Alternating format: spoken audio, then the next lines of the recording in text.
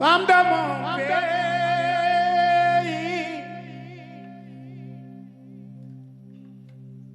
Pam de mon pays, Pam du monde,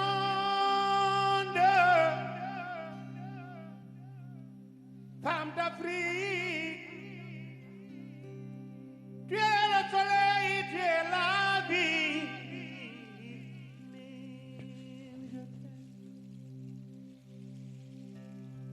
Woman of my land, woman of the world,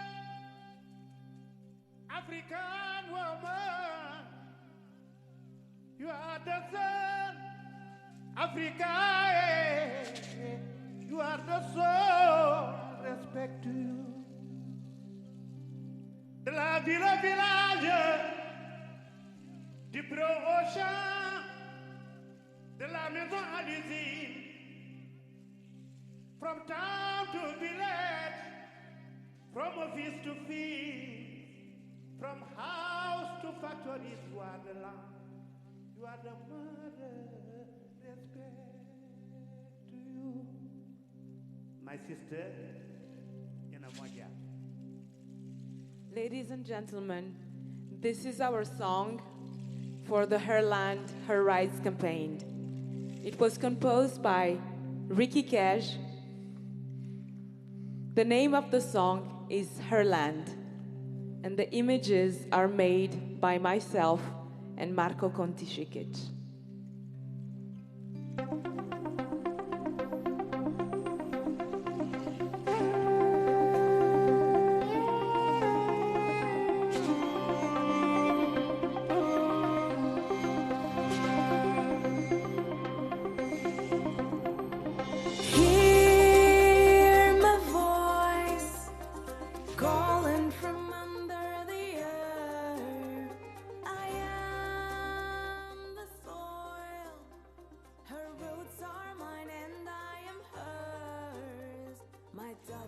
Of gold, my love makes it grow, and I do it all to feed my own.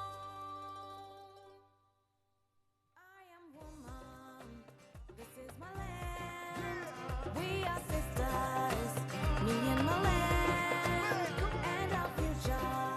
It all depends on this connection, me and my land.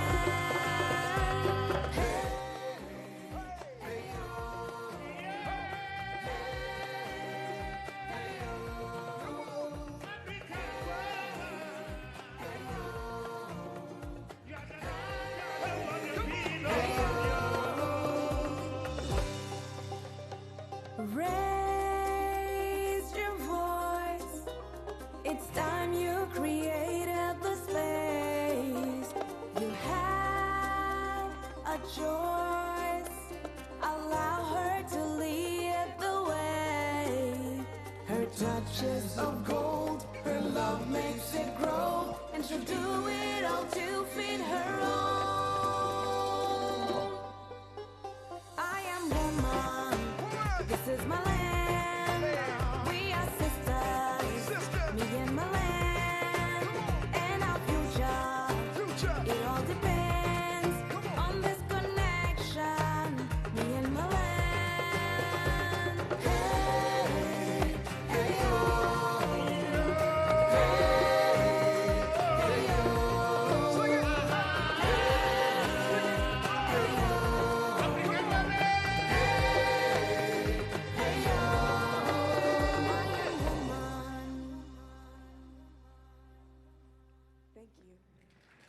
Thank you so much.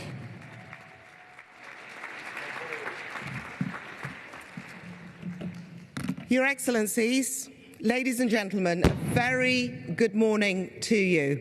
So you have actually just been witness to the world premiere of our theme song, Her Land, and that was played by the incredible musicians Baba Mal, Inamoja, and Ricky Kedge.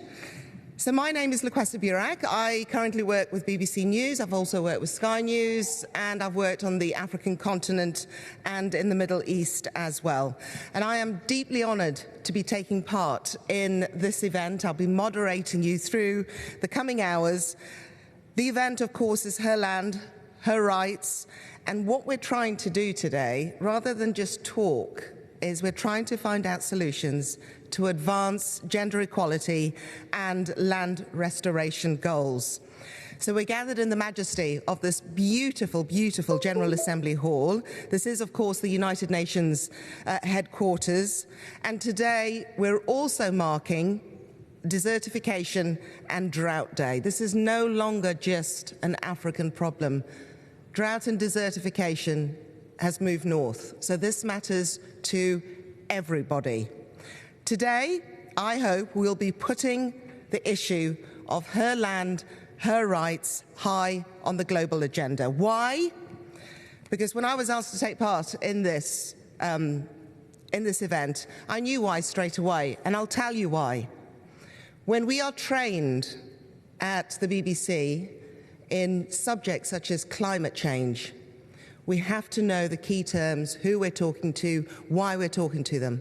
And one of the main issues they said, it has been recognized that climate change cannot be fought without bringing women on board. So that's why I'm here. I am deeply, deeply passionate about it. And women have to be brought on board along with their rights, equal rights, to their land, not to be passed on. Their land, their rights. They work the land, they nurture the land, and that land nurtures their families. They are entwined with it. That's why we're here. That's why we are going to be pushing this particular issue. So, once again, I wonder if I could just ask you to put your hands together, please, for our fantastic musicians today. And they're not just musicians. They have this year been awarded the accreditation of the UNCCD Goodwill Ambassadors. Why? This is one of my favorite questions in my industry. I have never seen, and I've worked with this team of ambassadors last year in Ivory Coast at the COP. I have never seen so much enthusiasm. I have never seen so much drive. Part of the reason why we are gathered here today is because what they came up with whilst they were sitting round tables, conversations, speaking to champions when it came to gender equality. So we owe it to them that they have pushed the mandate on women's rights when it comes to land and climate change. They are doing fantastic work. So let us crack on. Excellencies, ladies and gentlemen, without further ado, it is my great honour and pleasure to invite the President of the 77th session of the General Assembly, His Excellency, Mr. Shaba Qureshi, to deliver his opening remarks. Thank you.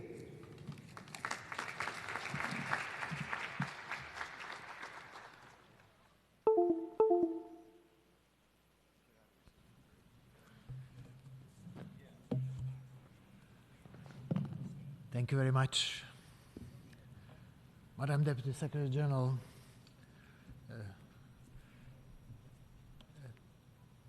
Mr. Executive Secretary, Madam Executive Director, Excellencies, ladies and gentlemen, it is an honor to participate in today's high-level event. We derive much of our identity, culture, and traditions from our connections to land. From my mother's side, my ancestors have been farmers for centuries. That means they knew the values land offered. They respected and used the forces of nature. I learned a lot of them. Land degradation is a threat not only to our food security, livelihoods, ecosystems, and biodiversity, but to our existence as a whole.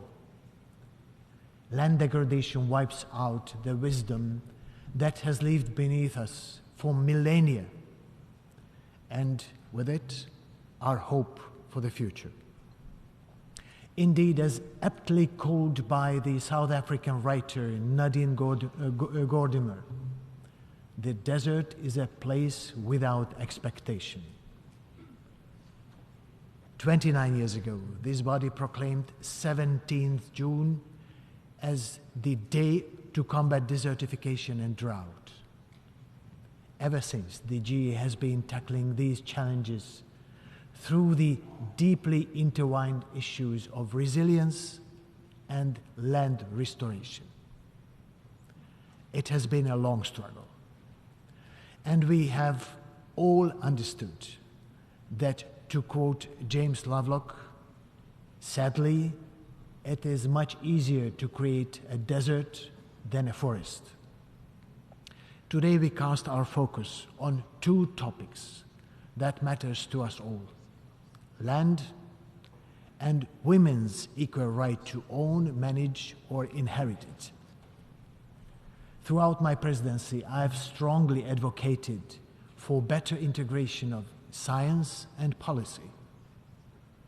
This is especially important for planning how to tackle the climate shocks that erode our global landscape. So, what does science say about the intersection of land rights, gender empowerment, and justice? The data could not be clearer. When women farmers have access to own land, they grow more, and so do their children and nations.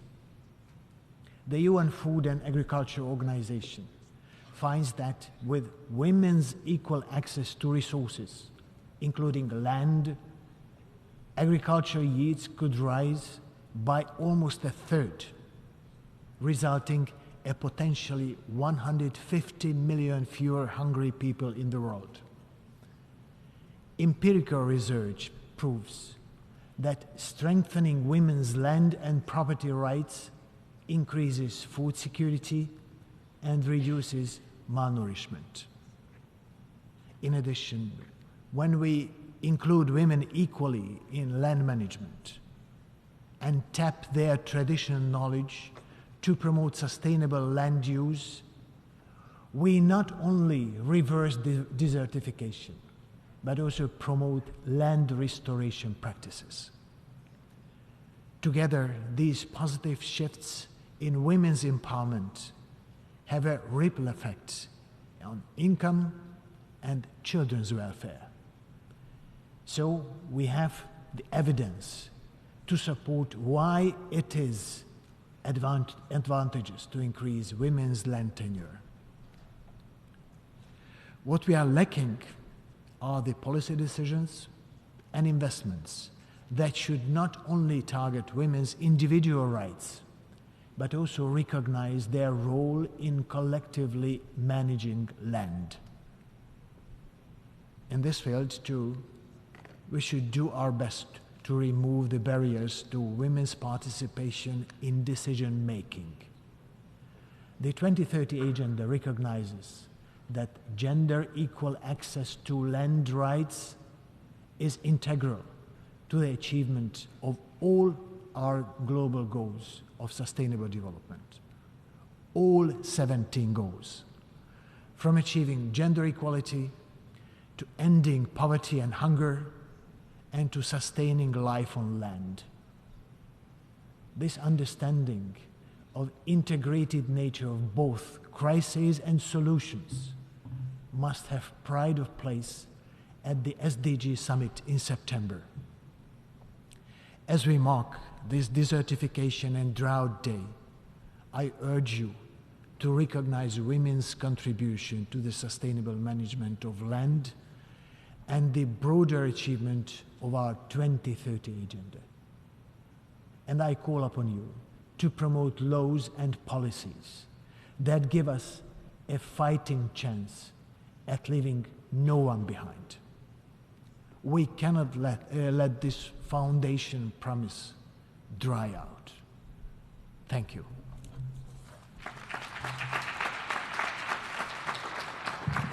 Your Excellency Koroshi, thank you very much indeed. Thank you. It's all about policies and investment, isn't it? And it's not just about her, it's about all of us. So we'll now move on and hear a message from the United Nations Secretary General, Mr. Antonio Guterres. We depend on land for our survival, yet we treat it like dirt. Unsustainable farming is eroding soil 100 times faster than natural process can restore them. And up to 40% of our planet's land is now degraded, imperiling food production, threatening biodiversity, and compounding the climate crisis. This hits women and girls the hardest. They suffer disproportionately from the lack of food, water scarcity, and forced migration that result from our mistreatment of land. Yet, they have the least control. In many countries, laws and practices block women and girls from owning land. But where they do, they restore and protect it, increasing productivity, building resilience to drought, and investing in health, education, and nutrition. Equal land rights both protect land and advance gender equality. That is why this Desertification and Drought Day puts the focus on her land, her rights. I urge all governments to eliminate legal barriers to women owning land and to involve them in policy making. Support women and girls to play their part in protecting our most precious resource, and together, let's stop land degradation by 2030. Thank you.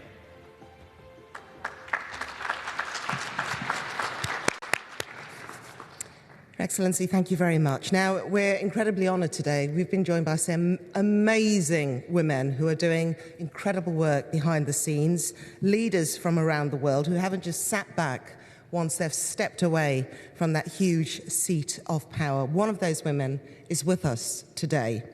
Her Excellency, Tarja Halonen. In the year 2000, she became Finland's first female president. No mean feat, I tell you. And since stepping back from the sharp end of politics and her illustrious career, President Halonen hasn't stopped at all. She continues engagement as a champion of gender equality and environmental rights. She is a serving UNCCD land ambassador. She was part of that team who made it possible for us to be here today. And she does it all with a truly fantastic, wicked sense of humour. I have witnessed it. And when she's talking gender, she puts the men on the spot in the cleverest of ways. So it's been an absolute masterclass in leadership. It's my immense honour to invite Her Excellency, Tarja Halonen, to deliver her remarks.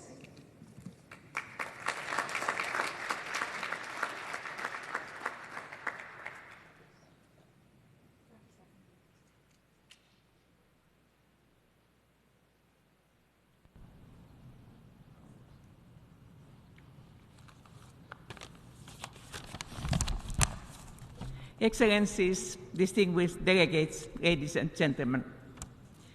Around the world, over 3 billion people are impacted by accelerating land degradation and intensifying droughts.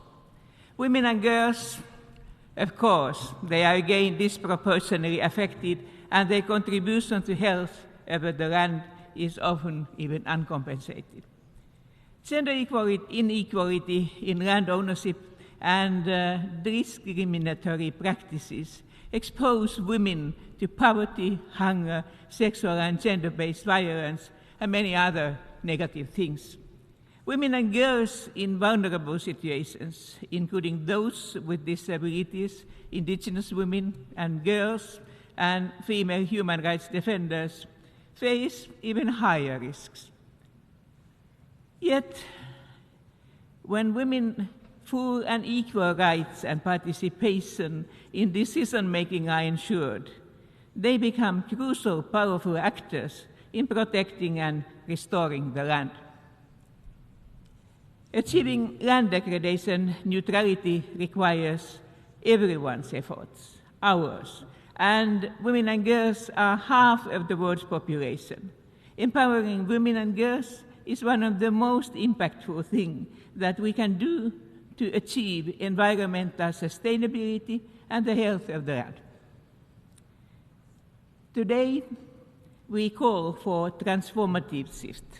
Legal barriers to women and girls' land ownership must be eliminated. Women must have the opportunity to participate in land management, conservation, and restoration. Women must have access to finance so that they can invest in technological inputs needed to improve land. So we are very realistic. Changes take time before become a reality, but we need to start now. Here I would like to highlight also the importance of education and training for women in agriculture and forestry, both at the national and international level. So I ask you, let's do justice for women and girls, and we all will benefit that. Thank you that you are here today. President Hallinan, thank you very much indeed. Thank you. We move on now to another first, another woman breaking the glass ceiling. Her Excellency, Sarah Kugongwela Amatila, is the first woman president, or rather Prime Minister, I apologise, Prime Minister of her country, and that is Namibia. It is my honour to invite Her Excellency to deliver her remarks.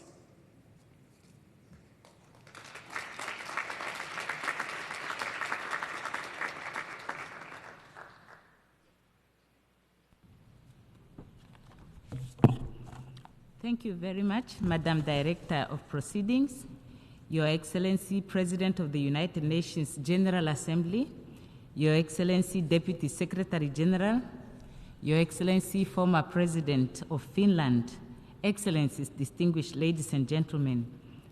On the occasion of Desertification and Drought Day, Namibia extends its warm appreciation to the UNCCD Executive Secretary, Mr. Ibrahim Thiaw, and your entire team for your outstanding dedication to shining the spotlight on and actively promoting the important mandate of this crucial convention to combat desertification and drought.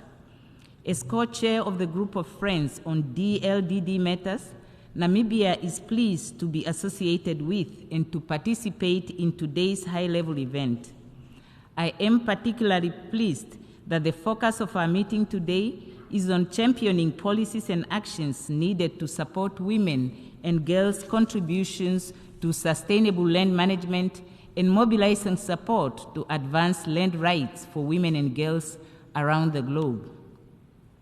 Excellencies, today we are reminded of the centrality of productive land to the compounding challenges brought by the food, water, energy, and environmental health nexus, which is at the heart of our Sustainable Development Agenda.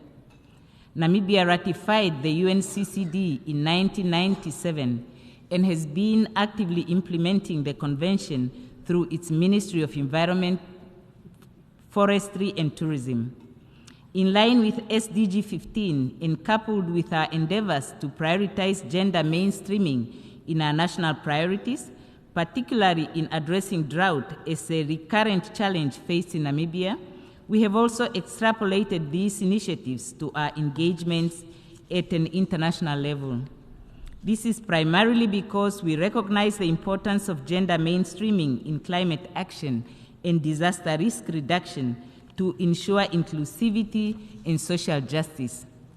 This is further espoused by our commitment to reduce the rate of biodiversity loss and halt habitat degradation outside protected areas through national biodiversity strategies and action plans. These plans include integrated land use planning and restoration of degraded ecosystems to maintain important biodiversity areas and ecosystem services.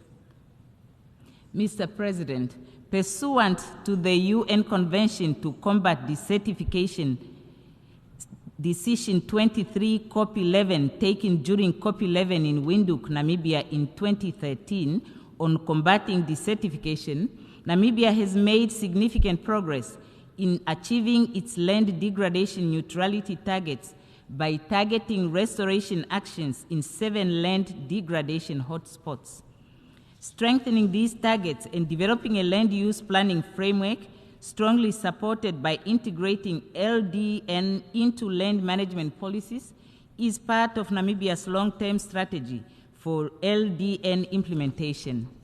However, Namibia, like many developing countries, requires substantial financial and technical support to enhance its LDN targets and implement integrated land use planning frameworks at the national level. These efforts aim to restore degraded lands and ecosystems, mitigate climate change impacts, ensure food security, diversify income, and conserve biodiversity.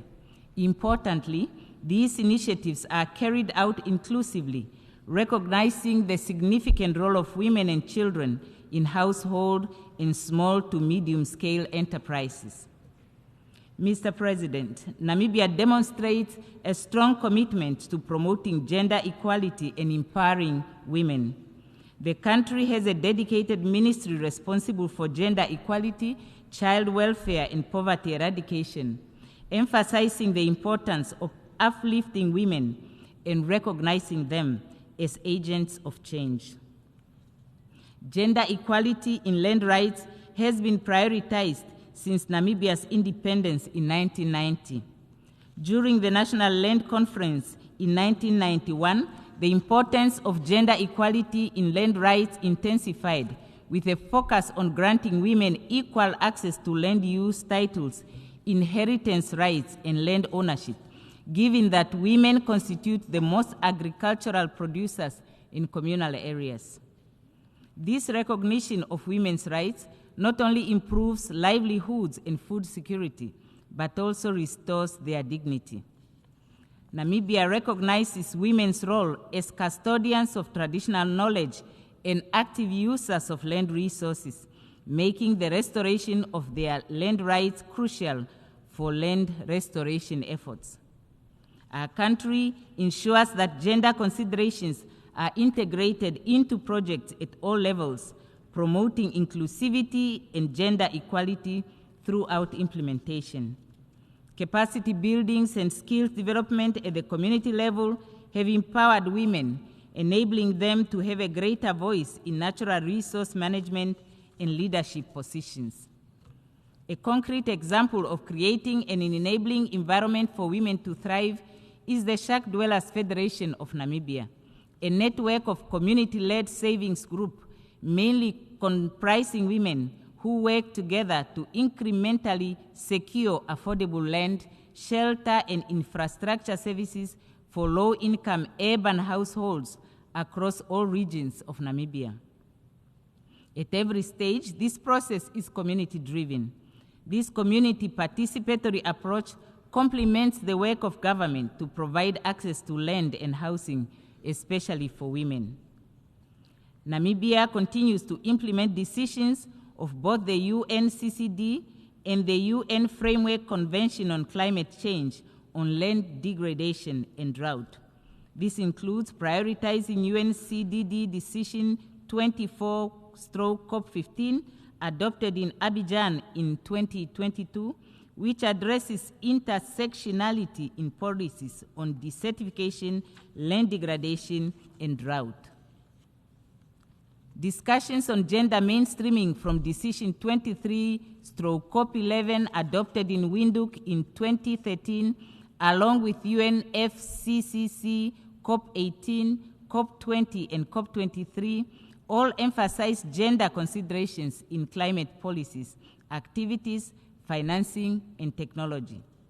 However, Namibia acknowledges that limited access to resources, including land, labor, information, and technology, hinders women's adoption of sustainable farming practices. Gender mainstreaming is seen as essential for inclusive climate action and disaster risk reduction, as gender-neutral interventions can perpetuate inequalities and limit women's access to resources and opportunities. Excellencies, in response to the challenges brought about by desertification and prolonged drought, it is crucial for parties involved in the UNCCD to engage in ongoing discussions and explore effective policies, advocacy measures, and implementation strategies at all levels to address drought and mitigate the impact of desertification.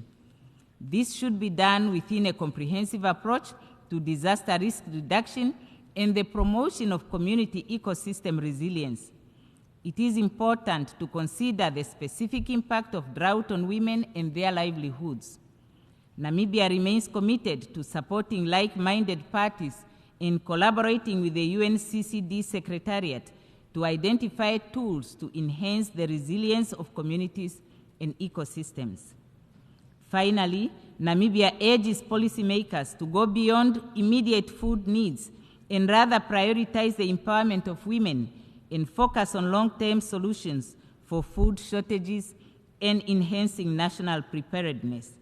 In the spirit of partnership, we have the ability to do more to strengthen our efforts to achieve the intertwined global goals of land neutrality and gender equality, which can contribute to the attainment of several other sustainable development goals. I thank you. Your Excellency, Amathila, thank you very much indeed. It seems to me that Namibia is leading the way, not only in fighting land degradation. I didn't know so much was being done, an absolute case study, but also gender rights, women's rights, since 1991 is what I picked up. So this work is long-term. It does kind of make sense, doesn't it, why royalty and celebrities, Hollywood celebs, are heading to Namibia. The work is being put in.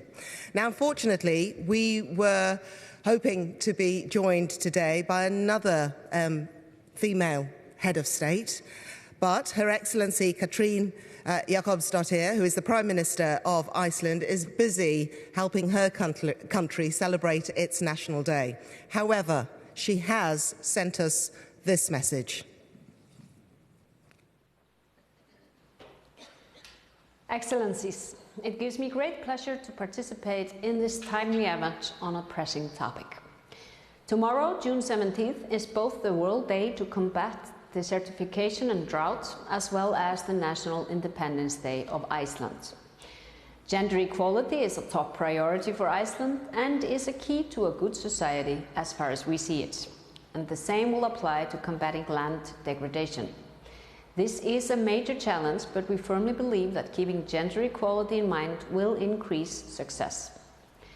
In one version of the Icelandic Book of Settlement, called Landnámabók in Icelandic, composed around 1300, is a passage where it says that when the land was almost fully settled, limits had to be set as to how much land the newcomers could claim. When it came to man, the limit was how much he could cover running with a torch, whereas a woman could claim as much land as he could lead a cow through for the same amount of time. Obviously, the idea here, where this passage describes actual practice in the 10th century, is different rules for different genders, but such discriminatory laws and practices need to be abolished. For example, it is unacceptable that women are still being denied the right to inherit their husband's property in over 100 countries. Similarly, the fact that women globally spend 200 million hours every day collecting water is thought-provoking. Would it not be better use of these women's time to own the land and have the resources to work it? It's our firm belief that gender equality will increase the probability of success in combating major global challenges, such as reaching land degradation neutrality and ultimately in achieving the Sustainable Development Goals. This is firmly kept in mind at the GROW Land Restoration Training Program hosted in Iceland under the auspices of UNESCO. The topic of gender and land tenure is specifically addressed within this program, which assists low and middle-income countries to combat land degradation, promote sustainable land management, and restore degraded land through targeted capacity building. Gender equality is an integral part of the program's mission. I thank you for your attention and wish you a fruitful discussion today. Your Excellency, thank you very much. That's the Prime Minister of Iceland. And I wonder How many of our delegates sitting here are one of those more than 100 that the Prime Minister mentioned? There's something to take away with. And what would you like to see for your sister, your daughter, your granddaughter to come? There's a thought. Now, last year, Desertification and Drought Day was actually hosted by Spain. And Her Excellency, Teresa Ribera Rodriguez, serves as the country's Vice President and also the Minister for Ecological Transition and Demographic Change. And she has sent us a message to mark today.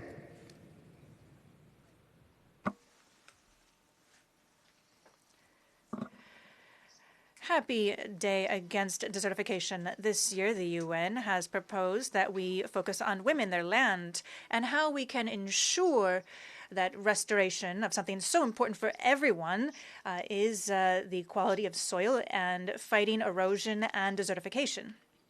But with a special emphasis on the need to strengthen gender policies that make it possible for women to actually exercise their rights in full. There's a lot of advantages here, and it overcomes a lot of inequalities, many components of inequity. The data don't lie. It's very likely that in many of our countries, the ability to work in the field is mainly something done by women. And as extreme episodes related to climate change and the loss of soil quality due to erosion and the use of chemicals has led to an additional burden on women's shoulders. It creates an additional burden in many cases, and that includes the need to carry water or the need to work more for a lower yield, which means a loss of quality in our soil.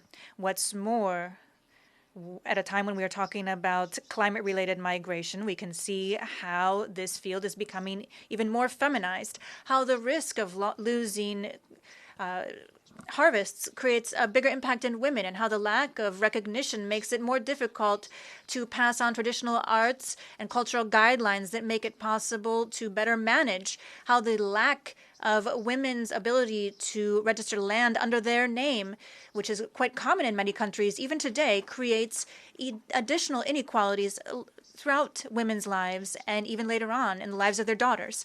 That is why working on integrating in a much more reasonable, equitable, visible way to focus on women in preserving soil and activities under the aegis of what we can describe as economic and solutions that are based on nature in order to maintain fertile territory is so important. This is something that we also recognize in Spain. We are one of the countries which in many, like in other areas with transition climates, where we face the threat of desertification. Much of our national territory is a result of various activities which are man-made, such as the use of chemicals, but also the loss of that connection due to climate change has reduced soil quality, fertility, and has led to new challenges in public and private management. That is why we know that managing droughts during the drought season is something we need to focus on. But as a result of climate change, we also need to strengthen our own capacities and ability to anticipate these events. We need more sophisticated responses and to be better prepared during the entire year as we face wildfires, longer drought seasons each year. This is related to extreme drought and longer lasting drought, which goes hand in hand with flooding that immediately follows, with a risk of further eroding our fertile soil. We'd like to dedicate a lot of effort to fighting desertification. We have done this last year with the passing of our national strategy for fighting desertification in Spain. We've done this hand in hand with Senegal and other countries with an initiative to fight drought and desertification, which is under the Convention on the Fight Against Desertification. There are 32 countries that are taking part, and we'd like to be more. We want it to be everyone. No one is spared the risk of the loss of soil quality as a result of desertification, and no one is spared the need to support and improve their capacities. That is why we need to continue working. We need to integrate the gender perspective, and we need to recognize women's rights and increase their visibility, and the important role that they carry out in this territory deserves visibility as well. We want to dedicate today, alongside the United Nations, to women, their land, their rights, and the need to restore the quality of our soil. Thank you. Thank you to Her Excellency Ribera Rodriguez of Spain. Thank you very much indeed. So a lot of underscoring the importance of women in building drought resilience in a nation. Now, back in 2021, the United States, the government here, launched its first national strategy on gender equality and gender equity as well. It's also very actively engaged in the UNCCD. It is a collaborative party in the work that is done. So on that note, I would like to invite Ms. Jennifer Littlejohn, who is the Acting Assistant Secretary for the Bureau of Oceans and International Environmental and Scientific Affairs, to the stage. Thank you.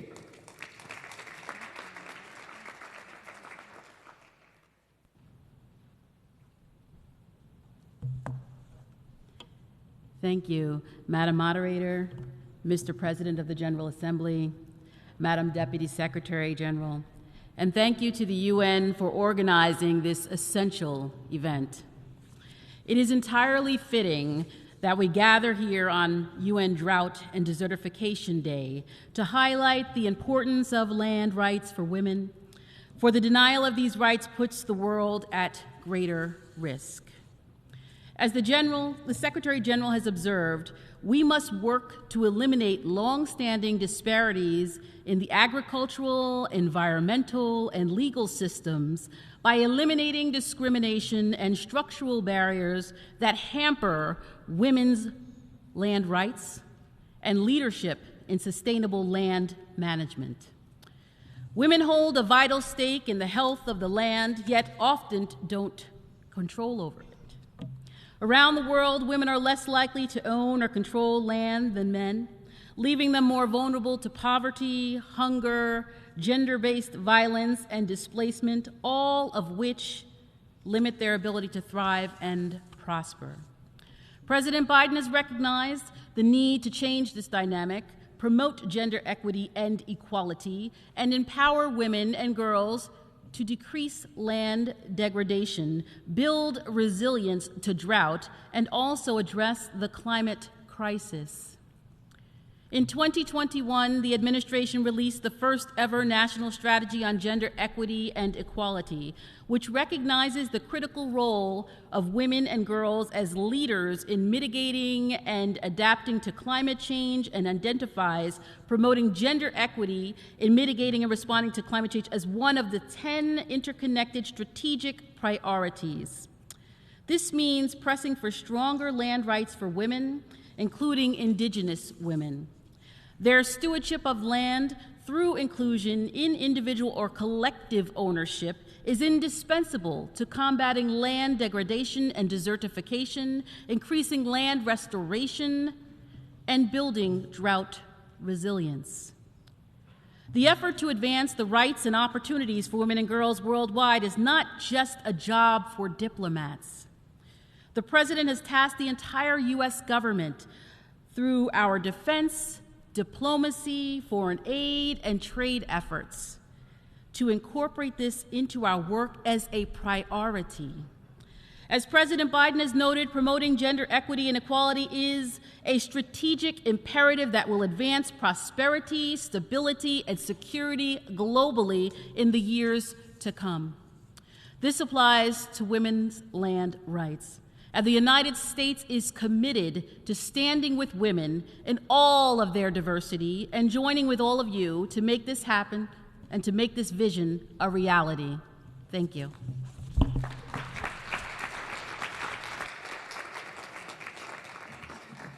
Madam Acting Assistant Secretary, thank you very much. So clearly, when land is at risk, Populations are at risk. We heard about geopolitical strategy there. People are on the move, and there are various motivations for why governments do what they do, but often it goes back to what is happening to and on their land. Now, in parts of the world, Indigenous women and girls are living on the front lines of desertification and degradation as well. We've heard that throughout since we started this event, and drought. And often it is women and it is girls who are impacted first and also the hardest. So to tell us a little bit more about this aspect of our day today, I'd like to invite Ms. Hindu Umaru Ibrahim, who is the president of the Association of Indigenous Women and People of Chad.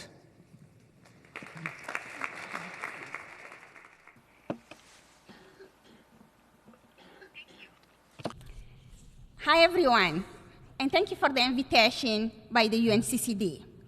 Let me start by being a little bit provocative in the title of our event today. Her Land, Her Rights. I cannot agree more, but I also disagree. Behind the title, there is a concept that women are the key player to combat desertifications and also fight climate change. And it is true. Fighting desertification without women is like playing football without your goalkeeper. You cannot win the match.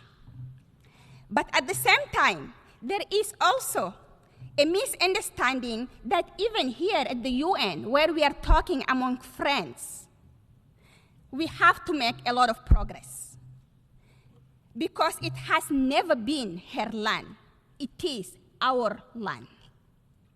From an indigenous people's perspective, we cannot own the land individually. In fact, we don't even own the land owns us. And it is very important to change our perspective. If we want to win the battle and to learn from indigenous peoples who have a unique way to deal with the land issue based in our collective land rights. Based on these visions, to change our perspective, I think indigenous peoples have a lot to let the world learn from our wisdom. We are leading it by using techniques, rules, principles in order to leave the land not only for us healthy, but for the next generation too. And in these visions, we know who is passing it to the next generations is the woman, and collectively we are doing it. So friends, in my region in the Sahel, it is not a good host anymore. You have seen the maps of climate and read the reports. You have watched how the temperature curve are hitting the record everywhere. In a couple of years, our homeland, which has to live and who have a lot of perspective and productive land, will be a very dangerous place for our next generations. Because we all know, with the intensity of the heat, with the rain, that will become unpredictable. And with all the land and water, who are essential for our life and for this convention to combat desertifications. For the first time in my life, I became desperate. Desperate because witnessing this climate change acceleration, I come to realize that the youngest boys and girls in my communities, back in Chad, of course, around the Sahel regions, it could be not possible for them anymore to leave home. They will be forced to leave their homeland, their lands. Not because they would run away from the war, not because they want to look a better future and bright one in the cities. No, because for the first time, I come to imagine that our land might be dead in the course of the next decade. Yes, you hear me, dead. Despite our innovation, despite the determination of the women of my community to preserve ecosystem, to block the desertification, despite our collective effort to save and share water, our land is dying. And on the dead land, there is no rights, not for her, not for him, not even for us. But of course, in the despair, in the heart of the woman, in my community, there is still hope. And we must give a chance for this hope. We need to open our arm to those actions, to Farimatu, who is planting the trees around the reserve of Senaura, to Aisatu, who grow in Gurnoita, and who know from her great-grandmother the seed of Bokki, who can help her family to be resilient, to Hawau around Lake Chad, who tell her doctor in a most drought season where she can get fresh water. So opening our arm maybe is not enough. So we will not defeat drought, climate change, and desertification only with the word and commitments. No, we will beat it if all the great women, men in this room, who as the CEO, the ministers, the presidents, philanthropic, who all lead the international institutions, live here this evening with a homework. By the COP28, you must come with at least hundreds of projects, each led by the women on the ground. At the COP15 of climate change and biodiversity, COP26, all those COPs, indigenous peoples noted the commitments, and we did our homework with my brothers and sisters around the world. We develop projects, we organize ourselves. We are the first rank of the climate army. We are the goalkeepers that block the last attempt of desertification and climate change to win the match. Since then, in my communities, leaders give multiple pieces of land to a collective woman to manage it and to get access to the land rights. And now, it is time for all of you to support them, to support us, to stop plaguing, to start putting the real cash in the table to help us to win the most important battle of our life. I thank you. Ms. Ibrahim, thank you very much. Thank you. So we move from a provocative statement, our land is dying, we end with a rallying call, there is hope, and we move now onto two formidable women and a call to action. The first, I like to describe as the real boss lady of the house. This young lady has described herself as sweet but strong. I'm told she's also a demon on the scooter. She loves water. She's working on her swimming lessons. Excellencies, ladies and gentlemen, I'd like to introduce to you possibly one of the youngest recruits of the UN and the UNCCD. Please welcome to the stage Valentina, age 3, and her mother, UNCCD Goodwill Ambassador Ina Moja.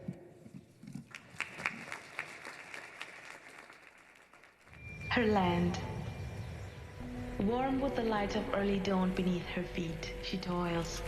Generations of soil, cherished. For her land she provides, and in return she's provided for, nourished, intertwined.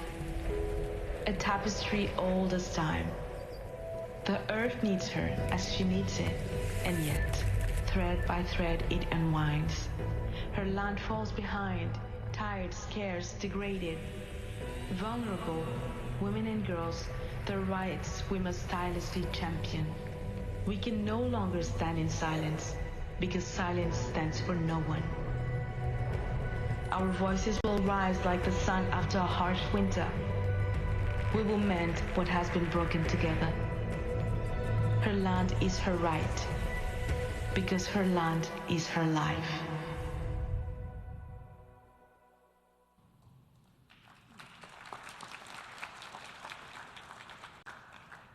Excellencies, ladies and gentlemen, this is Valentina, Women and girls around the world are facing worsening droughts, raging wildfires, and devastating floods and famines.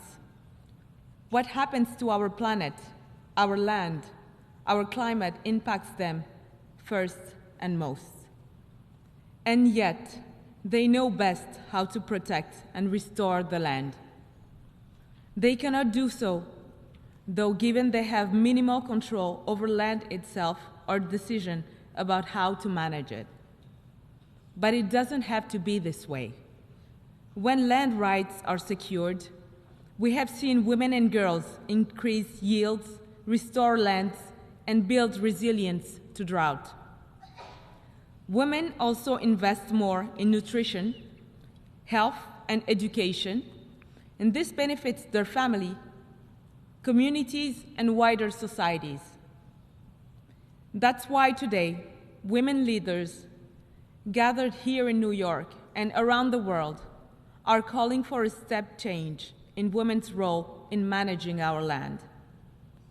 We call upon governments to eliminate legal barriers to women and girls' land ownership, ensure women can inherit land, and promote their participation in land management, conservation, and restoration. We call upon the private sector and financial institutions to unleash more access to finance so women can invest in the technological inputs they need to improve land. Your turn.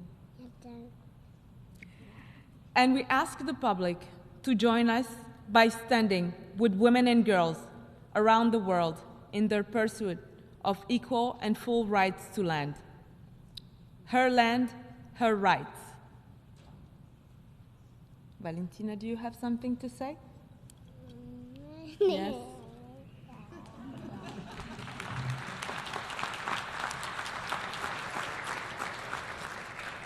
She's 3 years old, and last time that I was here at the UN, I hadn't had her yet, and my vision has completely changed. I was already aware of all the efforts that we should do for women and girls, but this is the future. We have to do something for our generation, the present, and for the future.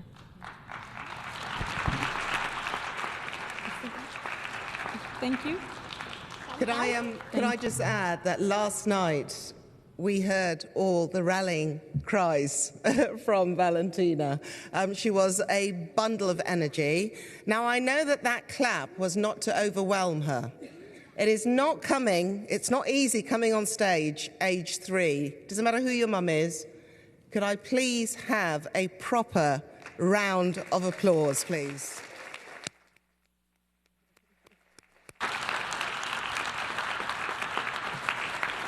So that call of action is going to be accessible to the public, and I just know you're all going to carry this message forward, because the more signatures, the more people, the more politicians, the more people in power actually start to be faced with those signatures on a piece of paper, the more they feel they have to be seen to be doing something. And it doesn't matter if it makes them look good. The fact is that action will be taken. So please go out and spread the word.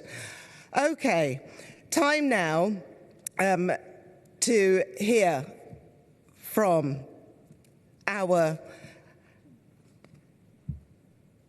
UNDP Secretary General.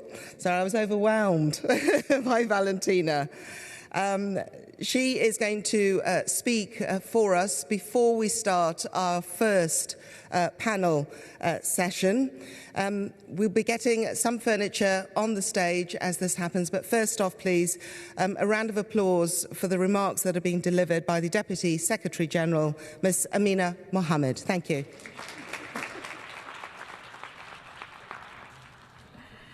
Thank you very much. The President of the General Assembly, Mr. Shaba Korosi, former President of Finland, and our UNCCD Land Ambassador, the Prime Minister of Namibia, the Executive Secretary, Ibrahim Tio of UNCCD, my sister, Ms. Sima Sami Bahous, the Executive Director of UN Women, and our UNCCD Goodwill Ambassadors, Mr. Baba Mal, Ms. Inamoja, and Mr. Ricky Kej. Your voice, your passion, the influence that you bring are so needed in the world today, and we thank you for being with us this morning.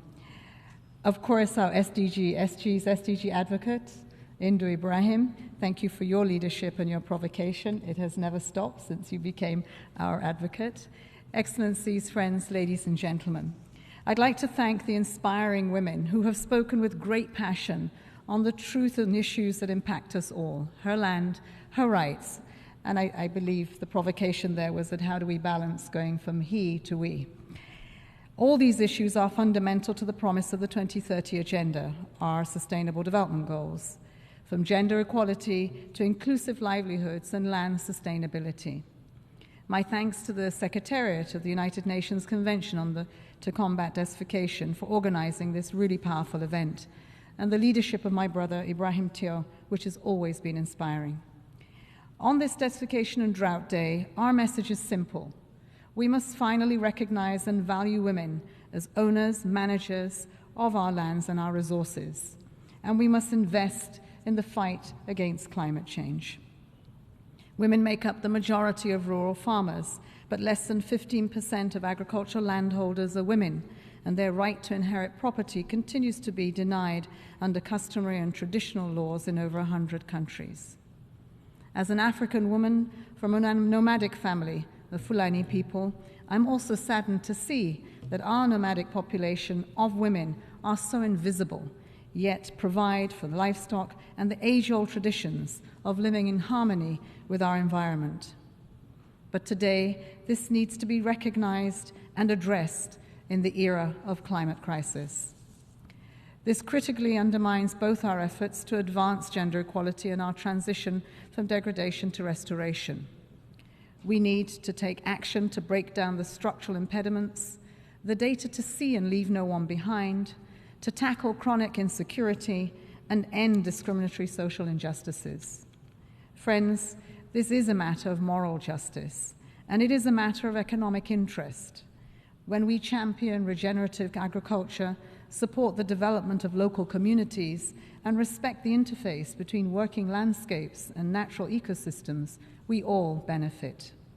Across the globe, nearly 1/3 of women's employment is in agriculture, with 608 million family farms producing around 80% of our world's food. Women are known for producing high-value niche products like baobab, shea, moringa. Indigenous women have been champions of sustainable land management for millennia and are today in the vanguard of innovative solutions to conservation. When women have the means to invest in their land, the benefits are broad, they are deep, and many, from increased incomes to enhance family well-being, to improve sustainability of soil, water, and biodiversity. And this is why securing women's right to decent work, access to credit, training, markets, and new technologies and services are such critical elements in gender-responsive approaches to support land restoration. It is why we must scale these approaches with multiple partners and across multiple geographies. We're already seeing progress from Nicaragua to Rwanda and beyond, but we must go further still.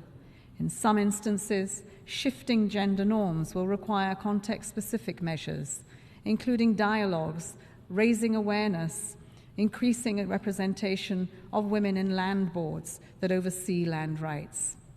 Elsewhere, demonstrating the value of redesigning financial products, instruments around women's needs, specifically in land-based value chains, will be critical to facilitate women's access to loans and to credit. Friends, together we can advance our common goals on gender and restoration at speed, but also at scale. These priorities are high on the global agenda and will feature prominently in discussions at the UN Food Systems Summit in July in Rome, and in the upcoming SDG Summit in September in these halls. There are also ongoing efforts to pivot UN capacities to place women and girls at the center of its operations and to help countries to deliver on gender equality and the Sustainable Development Goals. The transitions identified for our SDG Summit will target gender-responsive approaches across all of the high-impact initiatives that we will propose, and ensure continuity through 2023 into COP28 and building to the Summit of the Future in 2024, as well as the World Social Summit in 2025. And we will include, in particular, investments in the transitions for food systems, for digital connectivity, for energy transitions, education and skills, our social protection floors, and of course the triple crisis that addresses climate, biodiversity, and pollution. These global milestones, strategic opportunities, are to make meaningful progress on the land tenure restoration nexus in a gender-responsive manner. I invite all of you to participate in the SDG Summit, and I count on your leadership at home and in the lead-up to this decisive summit to advance gender equality and land restoration goals, which would accelerate the progress across all of the Sustainable Development Goals. Together, let us walk the talk, let us restore the land, let us build resilience and secure a more equitable future for Valentina and for all of us. I thank you. Madam Deputy Secretary General, thank you very much indeed, and I appreciate that we have overrun slightly and the Deputy Secretary has to leave us, but whilst we get ready for the panel, we are going to invite you to watch some videos of some stories. Basically, they are stories of women, they are girls and land, and our panel section will be getting underway within the next minute and a half. Thank you very much.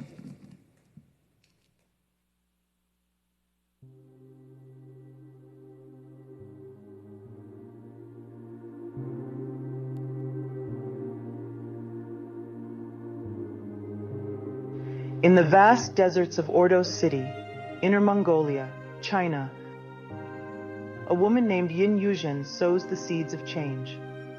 Braving sandstorm, she's turned a desert into an oasis, controlling over 4,000 hectares of shifting dunes. Her resilience and actions inspire, leading hundreds of households to plant over 200 hectares of trees, fostering work, equality, and a sustainable future. Awarded and globally recognized, Yin Yuzhen's work is a beacon, shining light on our ability to heal our world.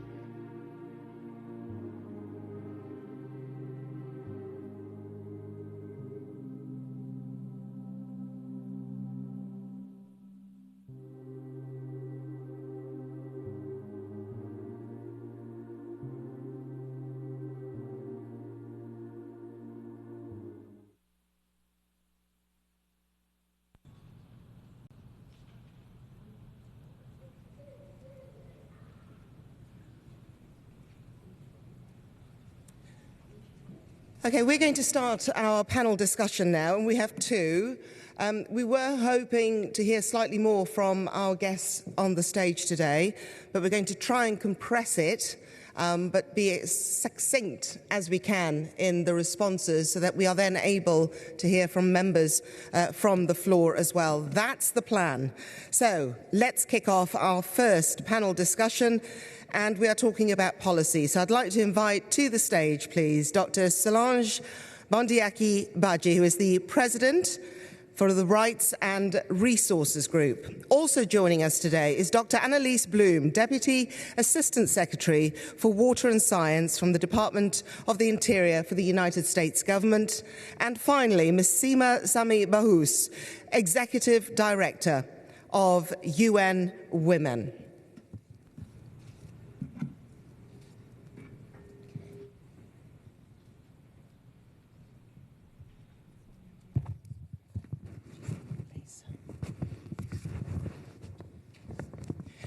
Now, also joining us remotely, they couldn't join us today remotely, but in the form of a recorded message, is Their Excellency, Ms. Sonia Guajajara, who is the Minister of Indigenous Peoples for Brazil, and also Mr. Ku Dongyu, who is the Director General of the Food and Agriculture Organization of the United Nations. So let us first start off, please. You may need your headphones for this particular message from Her Excellency, Minister Guajajara.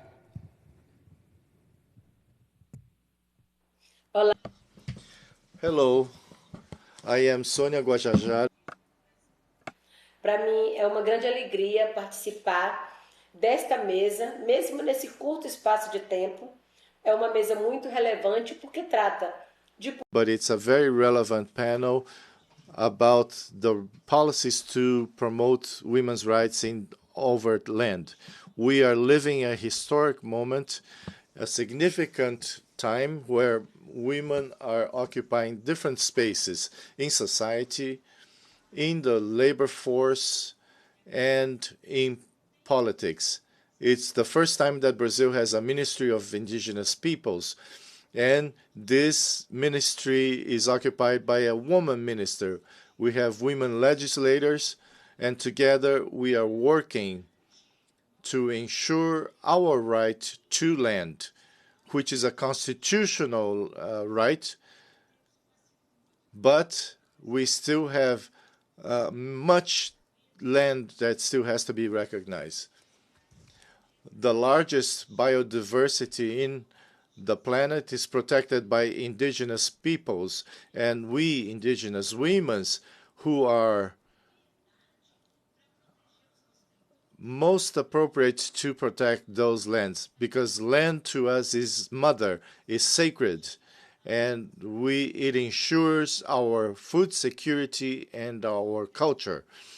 In Brazil, this year, we are going to go on the 3rd March of Indigenous Peoples under the central theme of protecting biodiversity and our ancestral roots, and to give women the opportunity to participate in this March of Indigenous Women, which will take place in early September. We are also putting together a project called Majan Women in partnership with the Ministry of Women here in Brazil, so that we may map violence against indigenous women.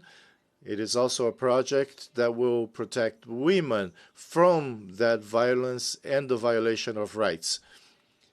We have 6 women in the House Chamber of Ethics who are being penalized and judged because they are fighting against a bill 490, which goes against indigenous peoples and environmental rights.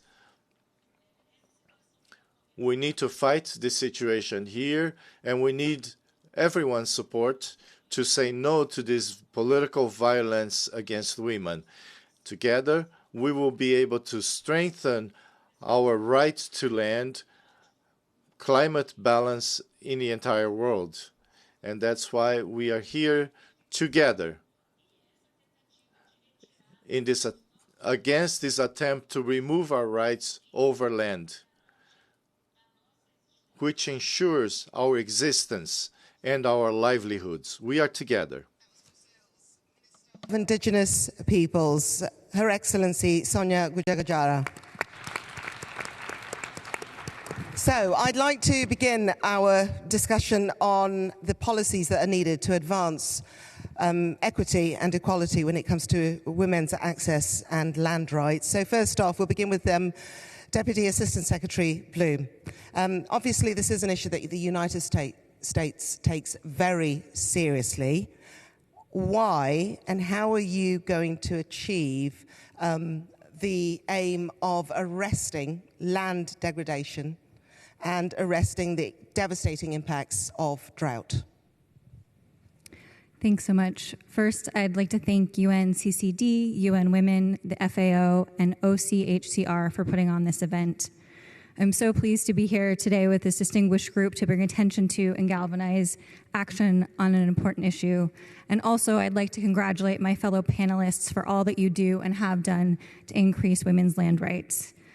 Now, to answer your question, globally, women and girls are often responsible for managing household energy and water resources, so it is not surprising that they are on the front lines of the most pressing and interconnected environmental challenges we face, like land degradation, drought, and climate change. Despite this responsibility for managing household resources, women have limited access to and control over environmental goods and services, and are often absent from decision-making bodies and processes that impact them and their communities. Land rights is no exception. Women hold a vital stake in the health of the land, yet often don't have control over it. The good news is that women and girls are uniquely poised to develop locally relevant and thus more effective interventions reflective of the entire population. Overall, evidence shows that empowering women politically, economically, and socially, and including their needs and perspectives in decision-making, leads to more equitable and sustainable policies. When given the opportunity, women invest more in nutrition, health, and education, which creates a ripple effect that benefits their families, communities, and society more broadly. Ultimately, whether we're talking about the climate crisis, land degradation, or other crucial environmental issues we face, we need an all hands on deck to successfully tackle these challenges. So why would we leave any solutions, particularly win-win solutions like promoting gender equality and women's empowerment, on the table? Let me conclude by highlighting the importance of addressing gender inequality, drought, and land degradation holistically, and this panel is taking an important step doing so. Our efforts to tackle all of these challenges will be substantially more effective if we recognize that they are inextricably interlinked. So it's not only the right thing to do, it's the strategic thing to do. Let's get to work. Okay. Madam Acting Assistant Secretary, thank you very much. Dr. Bloom, thank you. Ms. Seema Bahous is also joining us here, Executive Director of UN Women. Now, if you don't know what UN Women focus on, well, they're dedicated to gender equality and also the empowerment of women and girls. So, from that mandate, where and how do women's land rights fit into the broader gender equality schedule, agenda, and how do you take it forward? Because it's very easy to just talk about it, but how do you actually make a change? Thank you very much. Let me first say that I really commend the UNCCD for the focus this year. So let me first start by commending UNCCD for the focus of this year's Desertification and Drought Day on Her Land, Her Rights. This is a campaign that is much needed at this time of pushback against women's rights, on also backsliding on women's rights, and also as we approach the midpoint moment of the SDGs, and especially looking at SDG 5 and how much we really need to accelerate the work that we are doing to ensure that gender equality goals are achieved and that also women are at the center of all the SDGs, of course, including SDG 5, but that also we see as SDG 5 as the linchpin for all SDGs to be achieved. So unless women are empowered, unless discrimination against women is eradicated, not much we can do on the other SDGs, because it is important, as was mentioned earlier this morning, that that women form half the population of the world. And unless they are empowered, unless we remove discrimination against them, it will be difficult to see that we progress on the Sustainable Development Goals.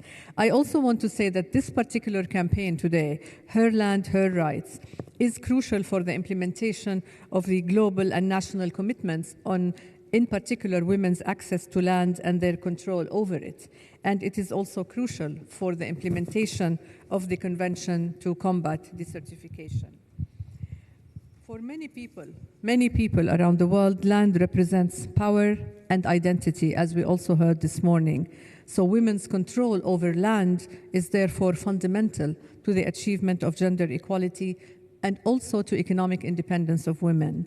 Making this change, along with change in the accompanying powerful social norms and discriminatory practices, is integral, as I said, to achieving the Sustainable Development Goal.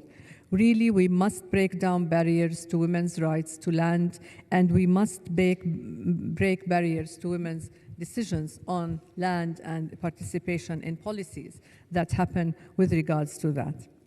Land rights and tenure security are central also to women's food security and nutrition. We've heard that, to their economic empowerment and the resilience to the impact of climate change and environmental degradation, including drought and land degradation. We know that 37.2% of the world's females face a high or very high exposure to droughts. And droughts destroy agricultural yields, expose women and girls to food insecurity, to malnutrition, and in most catastrophic episodes, to famine, to starvation. Also, they lead to crisis, and we know that in crisis, women are subjected to gender-based violence and to violence against them in all shapes and forms. So this is also intrinsically related to their rights and to their dignity and also to their resilience. I think I apologize for interrupting. Could I ask you to sure. come to you? And I think what we need to, you said how we need to really affect policies. I think one of the important ways of affecting policies is to work on data and to work on disaggregated data so we understand what the issues are and how to tackle them, and also to ensure that, as I mentioned earlier, that evidence-based reasons are there for us to continue to work on ensuring that women's increased economic autonomy, their increased ownership of their land and security happens within the policies of the country itself, and having them at the table when these decisions are made and these policies are presented. Madam Executive Director, thank you very much indeed. I apologise for interrupting. We're just against the clock. Thank you very much. You were right to interrupt. Okay. Now, the Food and Agriculture Organization of the United Nations, it's known as the FAO. They've been working on helping countries to integrate responsible tenure of land when it comes to national laws, their policies and governance frameworks as well. And the Director General of the FAO has sent us a message, and this is Mr. Kyu Dong-yu. Excellencies, ladies and gentlemen, FAO pleased to co-organize this event together with the UNCCD, which provides an opportunity to discuss how to advance gender equality and land restoration goals in World Day to Combat Desertification and Drought 2023. Restoring land is essential to reducing poverty and hunger. 95% of food is produced on land, 2 billion hectares of which is deteriorated worldwide. That's in fact 34% of world agricultural land due to the impact of the climate crisis and the ever-growing demand for food security. The UN Decade on Ecosystem Restoration is an opportunity for farmers, governments, consumers, and other partners to scale up efforts to support the transformation of global agri-food systems to be more efficient, more inclusive, more resilient, and more sustainable, and to increase food security and improve the livelihood of millions of farmers, particularly for women in developing countries. The FAO report on the status of the women in agri-food systems sets out that the Sub-Saharan Africa agri-food system accounts for 66% of women's employment. And in South Asia, 71% of women work in the agri-food systems. However, there are significant gender gaps. Women are more food insecure than men as consumers. Women find it's hard to access land, other resources, and services as producers. Women have less ownership of land than men. Ladies and gentlemen, to restore and growing fertile land, we need to grow equality. At FAO, we know that women are agents of change at the forefront of production, supply chain, and restoration. This is why FAO and the UNCCD produced a technical guidance to advance the implementation of the volunteer guidelines on the responsible governance of tenure of land, fisheries, and forestry in the context of national food security. This guide took us a step further to closing the gender tenure gap. To continue in this direction, we need first policy and legislation for women's meaningful participation in decision-making processes related to land at the national and local level. Second, to transform land administration systems' access to the justice, to make them gender responsive. And third, to work in partnership with the farmers, cross-government, civil society, academia, and the private sector. FAO has been working on a number of initiatives and projects to advance these actions. For example, FAO Action Against the Desertification in support of Africa Great Green Wall Initiative has provided a platform to empower rural women in land restoration over 100,000 hectares in the Sahara. Let us continue to work together to support more women are involved in land restoration and to promote the four betters: better protection, better nutrition, a better environment, a better life, leaving no one behind. Thank you. Director General, thank you very much, of the FAO. Dr. Solange Bandiaki-Bandji, I'd like to turn to you. I know, and we all know, that money matters. But what I'd like to hear is two cases from you, because you do have them, and these are from Togo and Peru, when it comes to land degradation. I wonder if you could share those with us. We have about a minute and a half. I apologize. I'll do my best. Thanks for the opportunity and also for this very timely conversation. As we've known, for today, our call to action is Her Land, Her Rights. And I must say it goes hand in hand with the global call to action for a gender-inclusive climate finance, because we need finance to advance land degradation and to meet the land restoration goals. And without indigenous and local community women access to funding, we will not achieve the global climate and development goals. And the reason why I'm saying this is that rural women, indigenous and community women, they play a key role in climate change adaptation and land restoration using their traditional knowledge. However, their role remains invisible and unfunded. So if you look at that, we can say that women, of course, are victims to drought, to desertification, but they are also the solutions. So it is very timely and important for government and donors to provide grassroots women direct, equitable, flexible, and long-term funding to ensure the legal recognition and protection of their land tenure rights. So how has this been implemented in, for example, Togo? Yeah, this is very important because there are existing mechanisms, for example. Last year at the COP27 in Egypt, 75 grassroots women's organizations came together and formed a global alliance called the Global Alliance for Land and Climate. And what they wanted is to demand direct access to funding, because women have been doing a lot on the ground. RRI, the Rights and Resource Initiative, is a global coalition, so we have local partners in Africa, Asia, and Latin America. And what we have learned is that most of them are really doing activities related to land and forest restoration. They are also they're planting local tree species. Many of them also have goals to plant, for example, millions of trees by 2030. That needs to be recognized. They're using also agricultural crop and sustainable agricultural practices. All those best practices that are happening in the world. We cannot say, well, yes, women are not really there. They're there yet. They're doing the work. They need to have access to funding. So their work needs to be sustained, need to be funded. And again, as we're talking here, we're talking about like women's right to land. We're talking about all kinds of women, rural women, indigenous women, local community women, women from ethnic minorities, women, Afro-descendant women. And also we're talking about all lands and territories, meaning dry land, agricultural land, forested land, mangrove, seascape.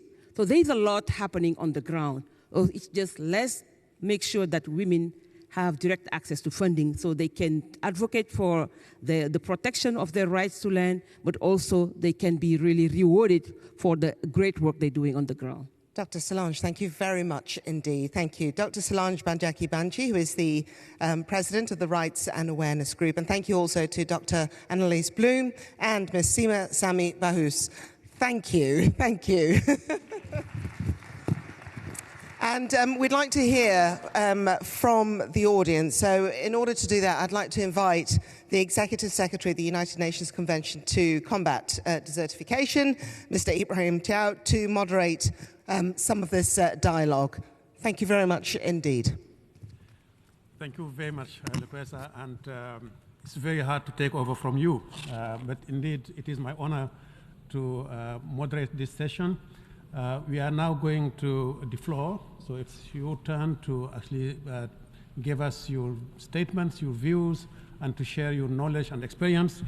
I'm told we are limited by time, so if that's okay with everybody, I would like to propose that we limit the time speaking to 2 minutes for each delegation.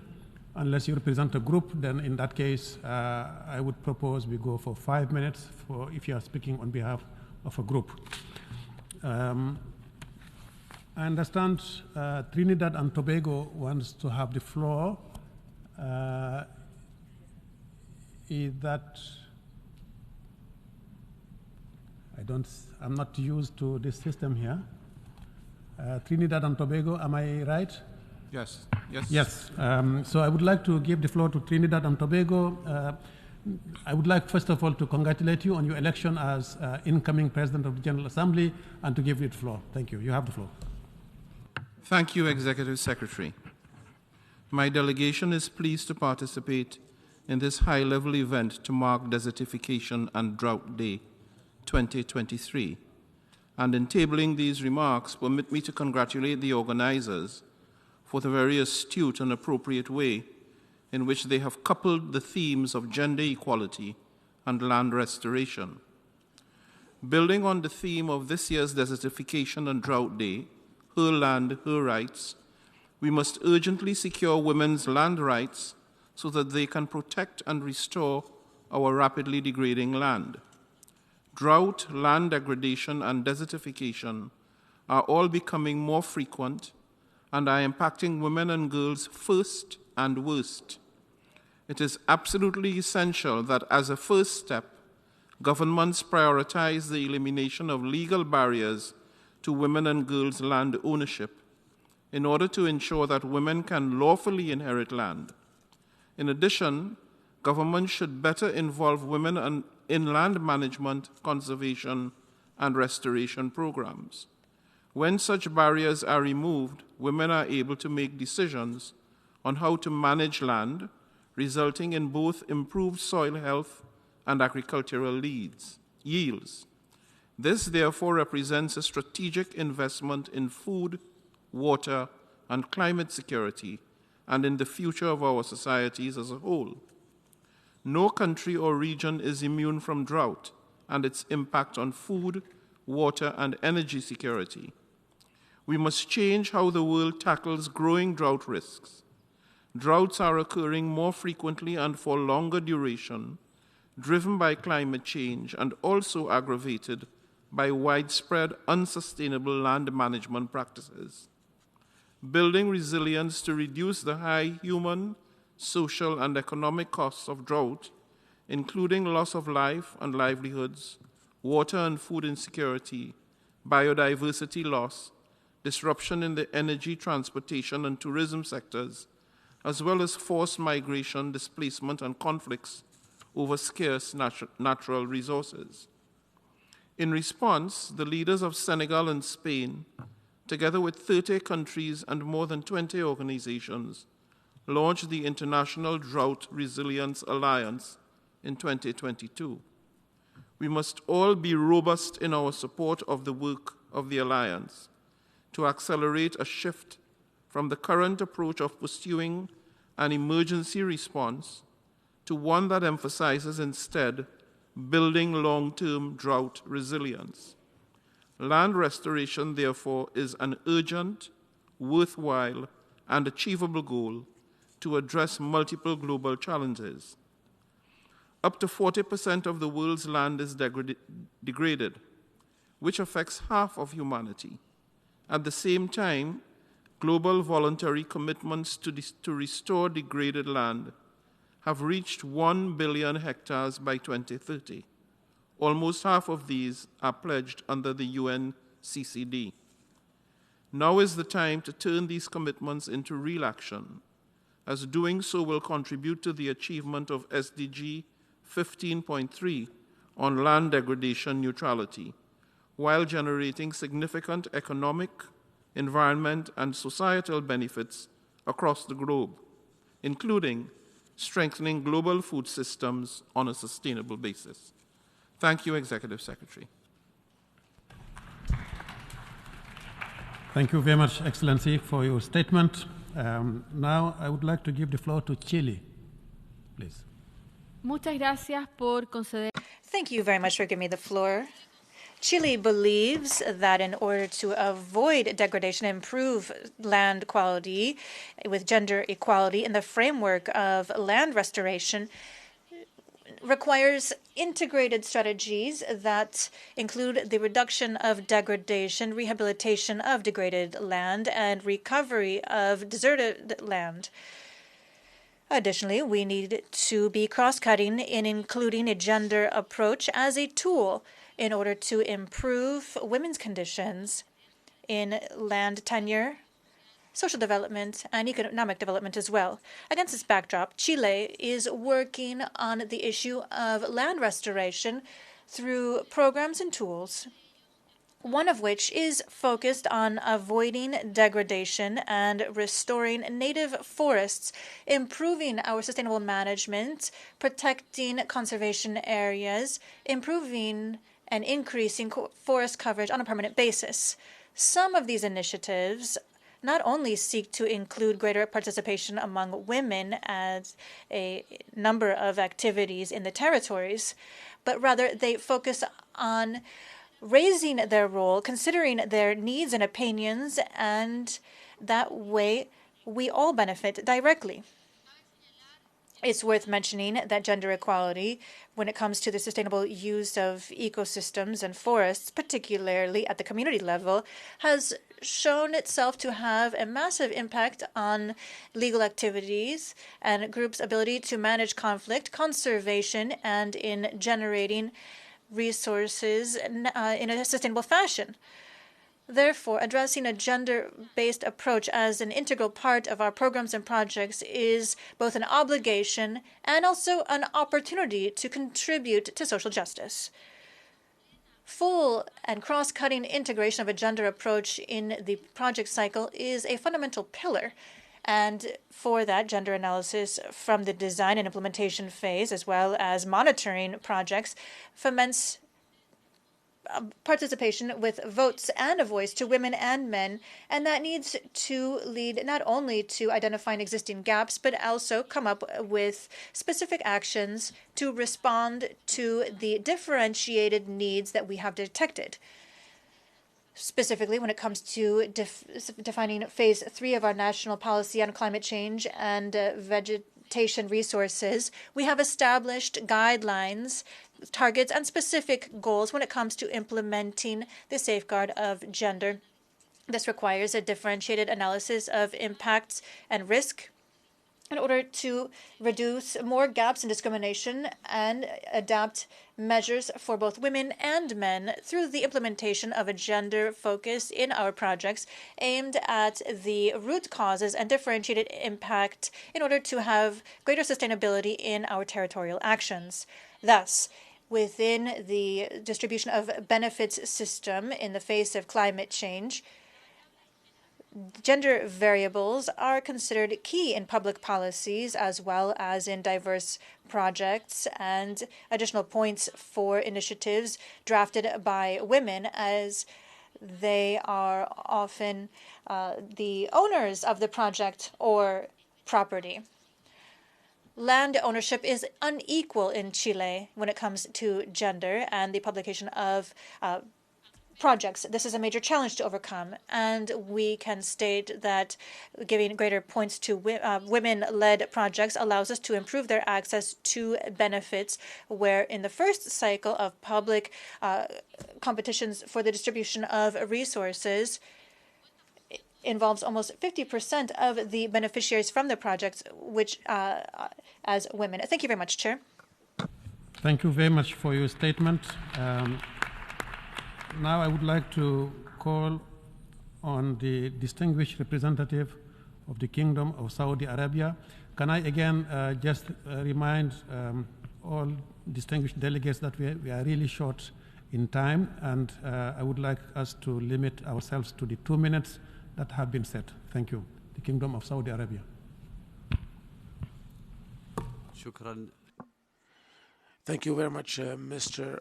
President. At the outset, I would like to thank the organizers of the meeting today in this day to combat desertification and drought, which concentrates on creating gender equality and land protection. My country believes that the women are an essential player in achieving social justice and development. Women have an incredible and essential role to achieve the ODD, the SDGs, and we need to increase her role in this regard. Mr. President, these challenges that are caused by desertification and drought are one of the biggest threats to humanity, and they affect greatly the biodiversity and the loss of biodiversity. And in terms of desertification, my country pays a great deal of affection to combating drought and desertification that is faced by several countries, especially in our Arabic region, where we have made a great deal of efforts in order to face these challenges in the Saudi Arabia and on the regional level, to increase cooperation and plant 50 billion trees in our region. Since we know the importance of biodiversity and strengthening biodiversity, in the G20, we have launched the initiative to stop desertification and drought. And lastly, Saudi Arabia looks forward to hosting the 16th Congress on fighting desertification and drought, and we hope to be able to assist in the fighting of desertification and drought all throughout the world. Thank you very much. Thank you very much for your statement. Now I would like to call on the distinguished representative of Mexico. You have the floor. Thank you very much, Chair. Mexico celebrates convening today as the International Day Against Desertification and Drought and Land Degradation, as these are vital topics for the multilateral agenda, and they require a gender perspective in order to address them. We also thank you for the valuable information presented by the panel through this dialogue. In Mexico, my country, 85% of the territory has one of the most intense droughts in the last decade. And this has an impact on women and girls, particularly in rural communities and indigenous communities. And the impact limits their access to land, as well as healthcare, education, water, and sanitation services. Therefore, we need solutions that allow us to combat these problems, while we also address social inequality. For that, integration of the 3 Rio Conventions on climate change, biodiversity, and desertification is crucial, as is the implementation of nature-based solutions with an ecosystem approach in which women and girls have active and full, equal, effective, and important participation. Rural and indigenous women are the holders of food security in many parts of both Mexico and the rest of the world. They are key in developing sustainable agriculture and agroforestry, as well as conservation and sustainable water management. Therefore, Achieving gender equality and women's empowerment is fundamental to achieving sustainable management of natural resources and addressing the challenges related to desertification. Dear colleagues, in Mexico, we have many policies and programs with a gender policy to address the challenges I just described. Some of them include the National Program for Soil Restoration and Recovery of Agricultural Fishery Production and the Program for Forestry Development and the program Sowing the Seeds of Life. These programs foment forestry and agricultural techniques that are sustainable and avoid soil degradation, promote conservation of soil and ecosystem, reduce the drying of water sources, and mitigate carbon emissions, as well as promote food security for our population. Finally, Mexico reiterates the importance of promoting and ensuring active participation of women in decision-making processes at the local, national, regional, and international levels. We need women's leadership, their knowledge, and their resilience. Thank you. I thank you for your statement. Now I would like to call on the distinguished representative of Uzbekistan. Mr. Executive Secretary, distinguished participants, ladies and gentlemen.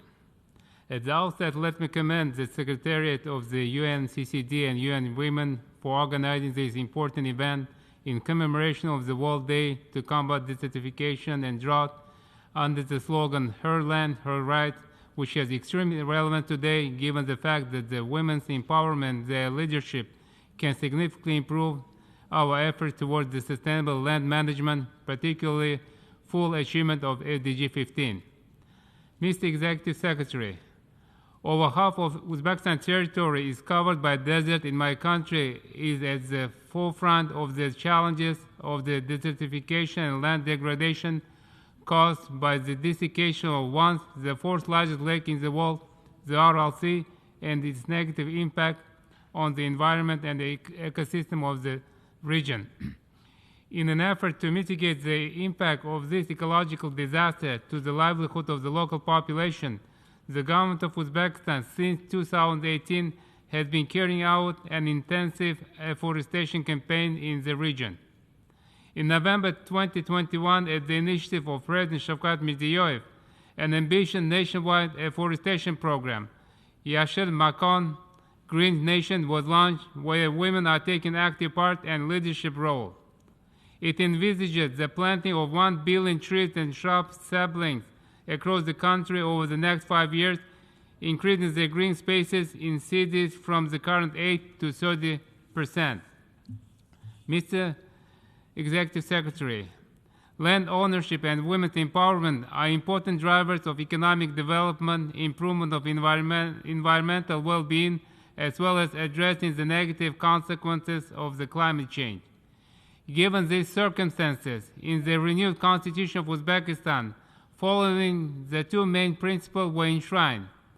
First, the state is obliged to ensure equal rights and opportunities for women and men in public administration and all affairs of society. Second, land may be privately owned in a manner to ensure its rational and sustainable use, as well as to protect as a national wealth. These constitutional norms lay a strong legal foundation for equal and active participation and leadership of women in promoting the land restoration by owning and sustainably managing it for the sake of our people and planet. In conclusion, I would like to reaffirm Uzbekistan's strong commitment to the full implementation of the strategic objective of the United Nations Convention to the Combat Desertification. In the ancient city of Samarkand, Uzbekistan will hold next 21st meeting of the Committee for the Renewal of the Implementation of the Convention. We invite all delegations to participate in it, and I would like to thank you for giving me the floor. Thank you, Mr. Executive Secretary. Thank you very much for your statement. We I see a list of countries and organizations that want to take the floor. We will have a second round after we go through our second panel. But before, Lukwesa, you take the floor, can I just give the floor to civil society organization, the major group for children and youth, then back to you. Major group, please. Hi, I'm Teresa from Portugal, and I'm honored to be speaking on behalf of the UNCCD Youth Caucus for the major group of children and youth. The Youth Caucus was operationalized in 2019 and is recognized by the Conference of Parties to the UNCCD. It serves as the youth engagement mechanism for the convention, and it includes hundreds of youth and youth groups from different regions all over the world. I have been so inspired by what has been said here today. It's clear that we need empowerment. Empowerment through education, communication, and participation. The solutions need to include a true participatory, inclusive solution design, include all and leave no one behind in gender-responsive, culture-sensitive measures. B, sustainability. Significant investments and sound blending for fast-paced but long-lasting solutions instead of performative actions. And C, clear communication and education, especially climate education, reaching all the stakeholders and, most importantly, women and the youth, those advocating for their own future. In 2 words, solutions can be found by raising voices. Real, sustainable solutions are possible and pertinent. The fight for our right to a future starts now. Thank you all so much.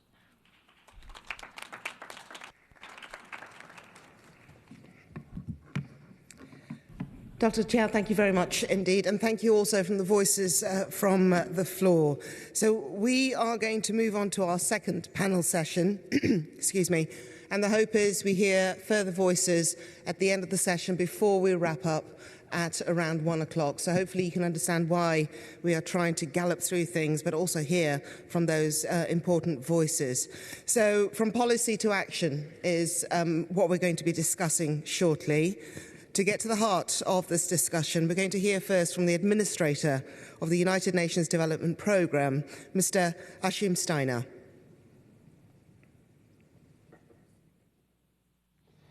Executive Secretary of the United Nations Convention to Combat Desertification, my dear friend and colleague Ibrahim Thiaw, Excellencies, ladies and gentlemen, as we mark this year's World Day to Combat Desertification and Drought, our planet's land continues to be degraded and destroyed. That includes unsustainable farming that depletes nutrients in the soil, or consider climate change that is leading to more frequent and harsher droughts, also damaging the land. Indeed, land degradation, desertification and drought represent a fatal partnership. That includes their role in the global hunger crisis. At present, over 800 million people worldwide are unsure of where their next meal might be coming from. It is also forcing people from their homes, and livelihoods are literally turning into sand. Yet there is a disproportionate effect on women and girls that we must also consider. For instance, land degradation tends to increase the burden of unpaid domestic work by forcing women to walk further or wait in long lines to collect water. An unacceptable number of women also face numerous other challenges, including barriers to land ownership or access to credit and agricultural technology. It means that they're unable to invest in key areas like soil conservation and tree planting. When they gain equal access to land, women and girls increase agricultural productivity, build resilience to droughts, and restore degraded land. And when they have control over their future, they invest more in nutrition, health, and education, driving down poverty and advancing progress across the global goals.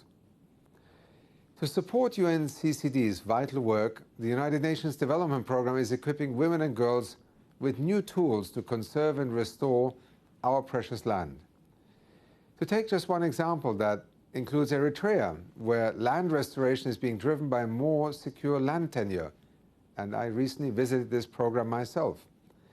It is leading to more trees and more productivity, including more food for farmers and households, already benefiting some 10,000 families and conserving that vital asset, soils. Of all the gender inequalities, the imbalance in women's access to fertile land remains one of the most damaging. Women and girls, half of the world's population, must be able to play their part in nurturing rich and healthy soils, the basis for all life on Earth. Her land and her rights matter like never before. Thank you. Mr. Akinsteiner, thank you very much indeed. So let's move on to our second policy discussion. No, it's action, actually. Panel discussion on action. So I'd like to invite our distinguished speakers, very excited because we've also got some land heroes joining us today. We have Monsieur Alain Richard Donwahi, who is the president of the 15th Conference of the Parties of the UNCCD. We've also got Ms. Kekashan Basu, who is the founder-president of Green Hope Foundation and a UNCCD land hero, and Ms. Rex Molapo, who is the co-founder of Conservation Music based in Lesotho, that beautiful kingdom landlocked within South Africa. Thank you and welcome. Welcome to the stage. We are going to start off with the president of the 15th Conference of the UNCCD. We met last year in Abidjan, in Côte d'Ivoire.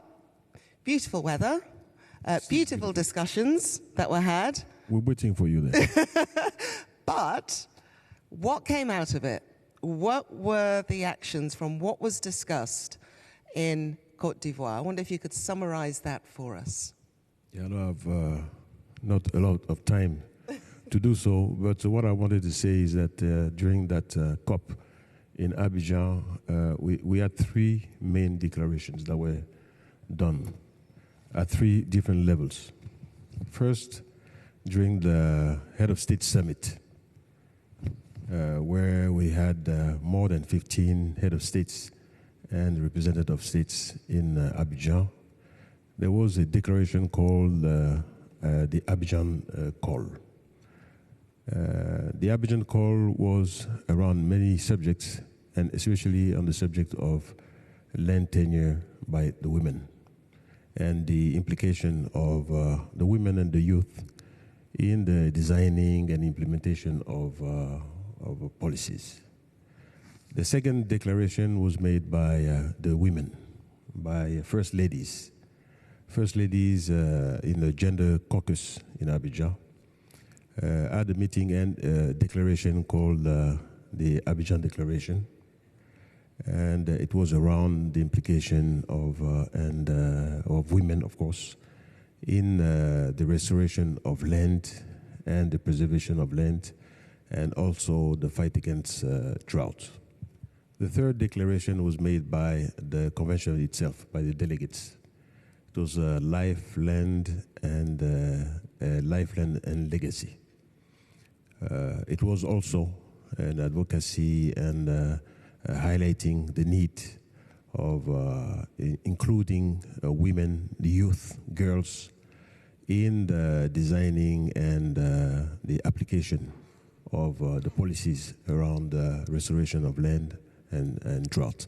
So that meant the implication of all levels of responsibility, not only the head of states, but also the women at the highest level, and implication of the youth also was made. So there was a big advocacy for transforming in each locally the laws and the regulations to ensure land ownership by the women, to help reverse the degradation of land and make sure that equality of gender is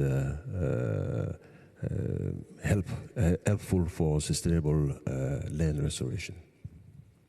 Were you happy with what was achieved? Sorry, I'm going to press you here. Were you happy with what was achieved? Yes, yes.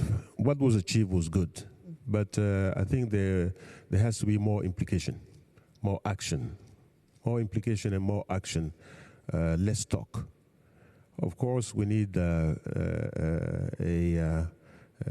awareness, everyone's awareness, not only by the head of states, but also by the people, the communities themselves. And you cannot have things move if you don't address the communities themselves, if you don't ask the community to be part of it.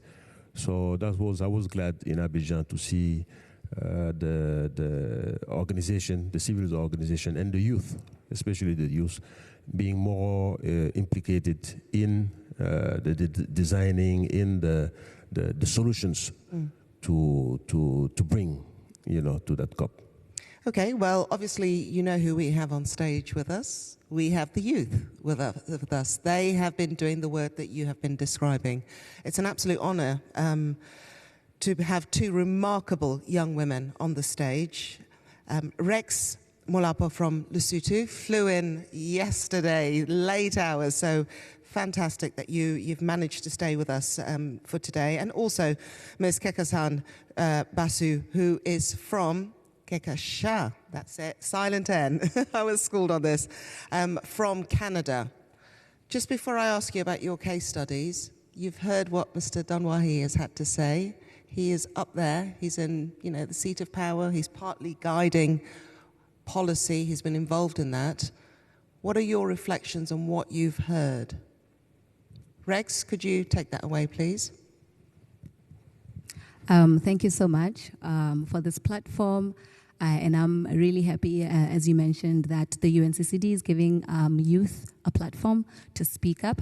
I think for me, the biggest thing really with regards to policies that are made has to do with ensuring that the messages that are up high there also are able to connect with the grassroots communities and the people on the ground, because sometimes I feel like there's a bit of a disconnect in terms of the decisions that are being made at high level and then the connection or the relevance of them with the people on the ground, or even their awareness about these policies that are made that directly affect them. So for me, that's one of the big issues that I really love to advocate for, to say, let's ensure that people at the grassroots level relate to these high-level policies and decisions that are made. Kekasha, do you feel listened to? We heard them, Mr. Dunwan said it's important to engage the youth. Have you been heard?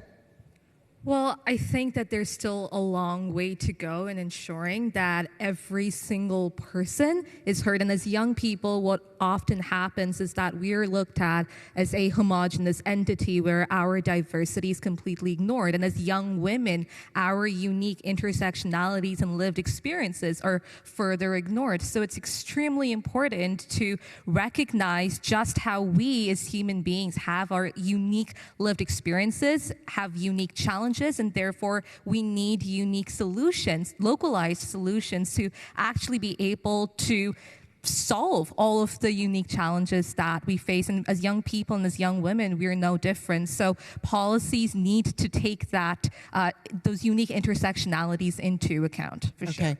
Okay. Rex, sorry, I've taken a little bit of privilege here. Lesotho, what experience have you had when it comes to, what's the state of land rights for women in Lesotho, and what experience have you had? And I understand that you use music. Yes, great. Yes, through my organization, we leverage the power of music to promote environmental education. So, but just to answer your question about what is my lived experience, what's the situation in Lesotho? Even though Lesotho has made a lot of progress, really has made progress.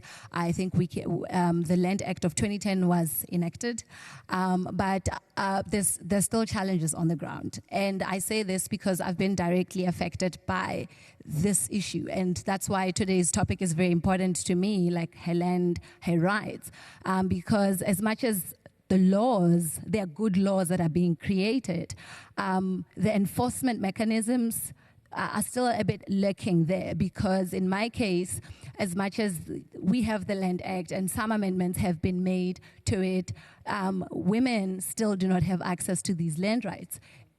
which is the case for me, because then we're still affected by the old primitive customary laws that prevented the girl child from inheriting land from their family, especially when they have an older sibling who happens to be male. So every other inheritance would be given to them. How does that make you feel, Rex? How does that make you feel? It's sad. It's sad, and it says to me there's a need for robust action to be taken in ensuring that these laws are enforced, not just to be excited and happy that, oh, we enacted a certain law, we put it in place, we made certain amendments, which goes back to my earlier point to say, yes, there are high-level decisions that are being made, but what is the actual impact on the ground, on the people?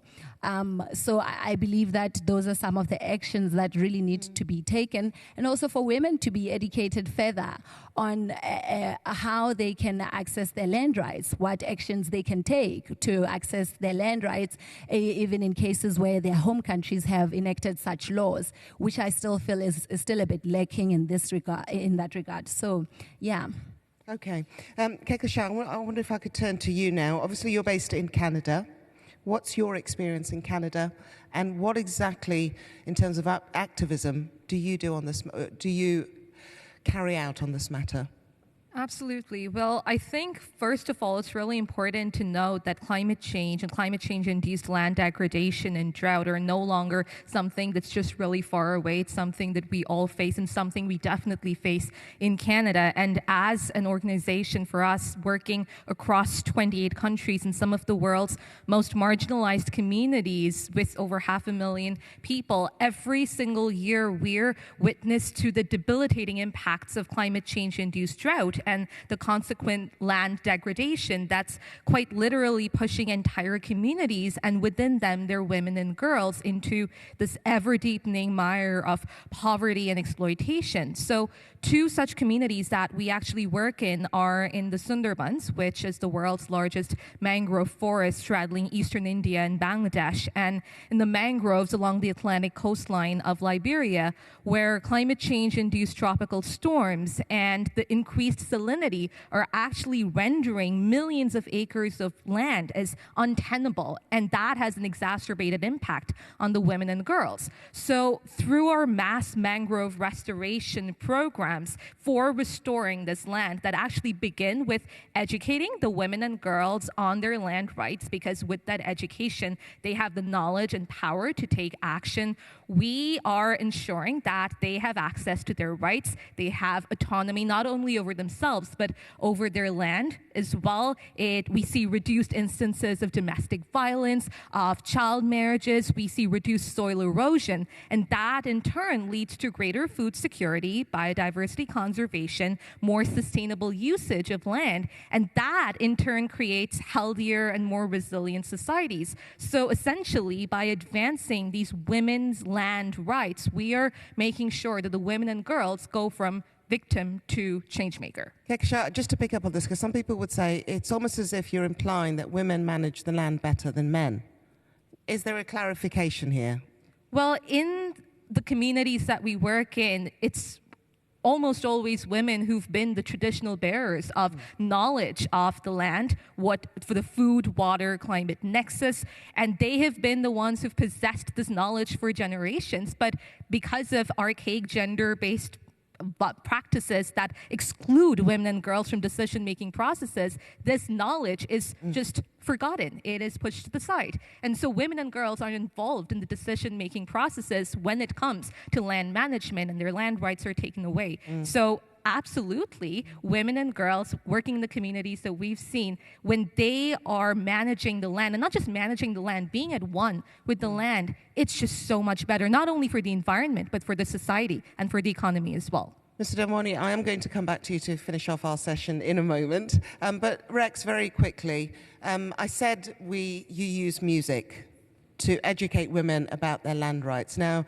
you have a certain musician here who's sitting in the corner against there, Mr. Ricky Kedge.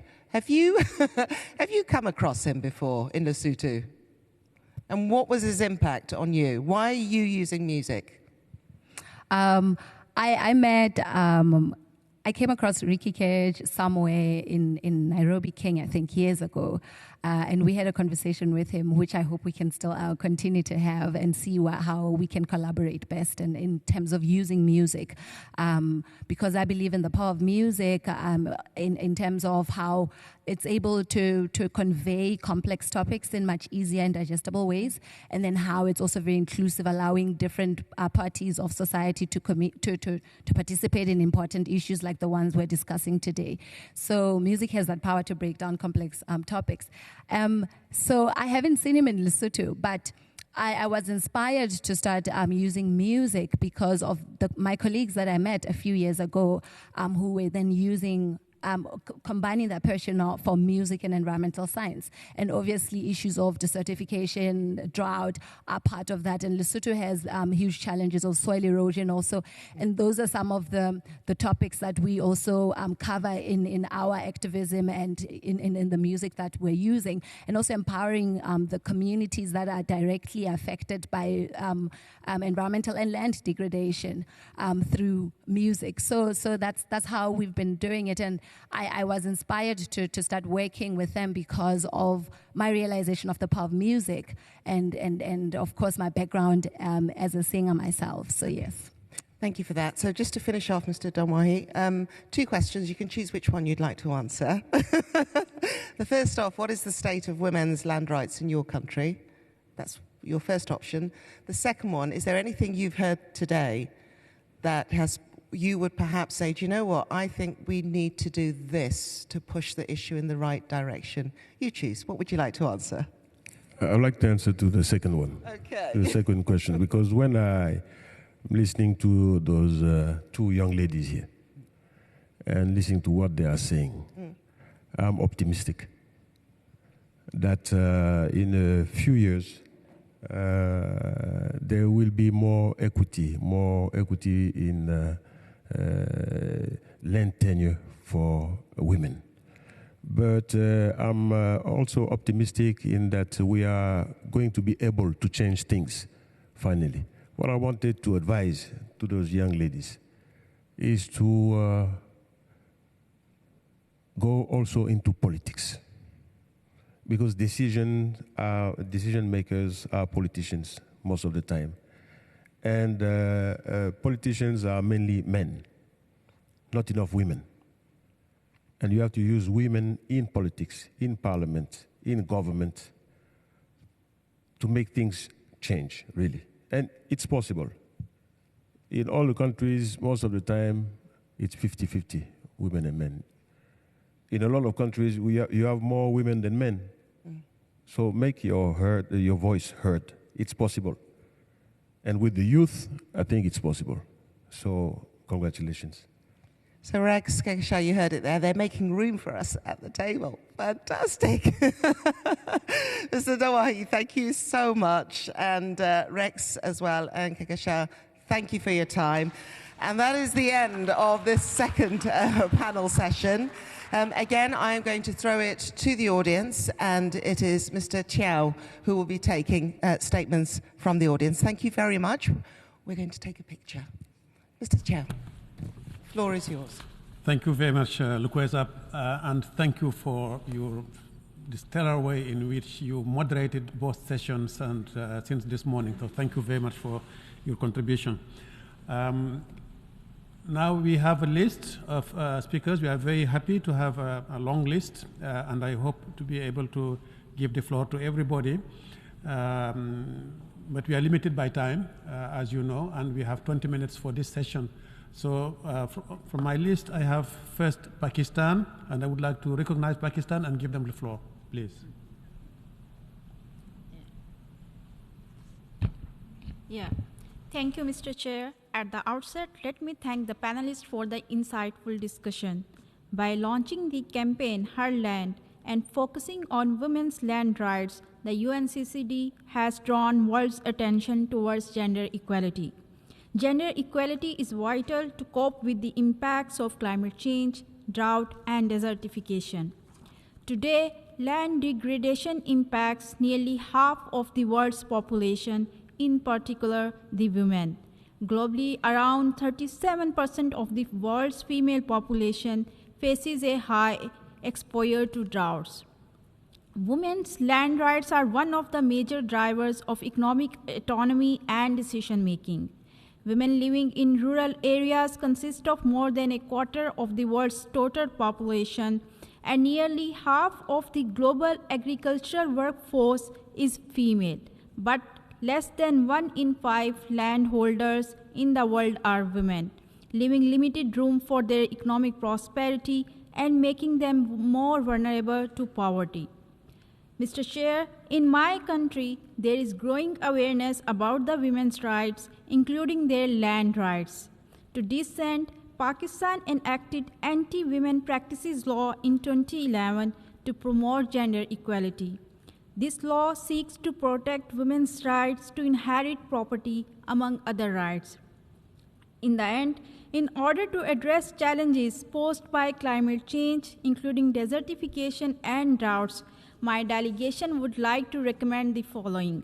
Number 1, enacting gender-responsive reforms, laws, and policies worldwide to address discrimination against women. Second, increasing women participation in the parliaments to enhance their decision-making powers. This can be done by fixing quotas for women parliamentarians. Third, launching campaigns on mainstream and social media to create responsiveness about women's land rights. Fourth, enhancing women's access to knowledge and education in order to make them aware about their land rights. Finally, capacity building of the public and private sector institutions to uphold women's land rights. Mr. Chair, we hope that this event will contribute to raise awareness on the significance of protecting women's land rights. I thank you. Thank you very much for your statement. It is my honor now to recognize the distinguished representative of Senegal. Merci. Thank you, Mr. Chair. I would like to congratulate the members of the panel for their very relevant remarks, but please allow me also to congratulate my compatriot who is not anymore, the megastar Bamamal, who, with our sister Imran Moji, was designated a goodwill ambassador for the UNCCD. His work to protect the environment in general and art in particular is well known, but it could never been otherwise because he's from a region where the life is organized on the basis of nature in relation to nature. That being said, I would like to remind you, Chair, that since 1964, Senegal, which has ratified the UNCCD in July 1995, guarantees through the law related to the nature guarantees access to for all citizens. It eliminated legal barriers that prevented women having access to land, even though they contribute up to 80% of transformation activities in the and 70% of informal activity. In Africa, most of women who own land don't have a sufficient competency to allow them to be secure and to implement their skills, and therefore the policies for giving access to land for women should include the strengthening of their technical ability, their better access to the market, the strengthening of their leadership and access to decision-making bodies so that their needs and voices are heard. The promotion of female entrepreneurship is important too for my delegation. Securing the access to land is important, will allow to work on the degradation of land and the droughts and all the effect of climate change. It is in that regard that the Senegal and Spain have launched in the margin of COP27 in Sharm el-Sheikh the International Alliance for the Resilience when facing drought. It has 32 countries and 23 organizations to contribute significantly to the international efforts against the growing threats of droughts throughout the world. I would like, in conclusion, to reiterate here the invitation that we launched to other states who are not yet part of the alliance to become part of it without further ado. Thank you very much for your attention. La parole est maintenant à l'honorable délégué du Kenya. I would like to now give the floor to the honorable delegate of Kenya. I thank you, Chairman. As we celebrate the Dissertation and Drought Day, the theme of this event speaks to the urgent need to empower women recognize their land rights, and foster their leadership in decision-making processes related to land management. Access to land and secure land rights are fundamental elements of gender equality and sustainable development. In many parts of the world, women continue to face significant barriers in asserting their land rights and participating in land management processes. Kenya has implemented policies and programs to increase women's access to land and integrate gender perspectives into land restoration strategies. For instance, the Constitution of Kenya provides a strong legal framework for protecting women land rights. This has been reinforced through policies such as the National Land Policy and Land Registration Act, the Community Land Act, which requires equal representation of women in community land management structures and safeguards their rights to access, use, and control community land. Other policies include affirmative action measures to preferentially award 30% of government ministry tenders to women-owned businesses in different sectors, including agriculture. Additionally, Kenya's land ministry has digitalized land records to enhance security of land rights. We have also introduced land clinics and land digitization awareness campaigns targeting women and marginalized groups. Kenya women have also taken advantage of rallying together under cooperative societies and savings and credits organizations to pool resources and purchase land and support livelihoods. Excellencies, Mr. Chair, to advance these goals, we would like to recommend the following.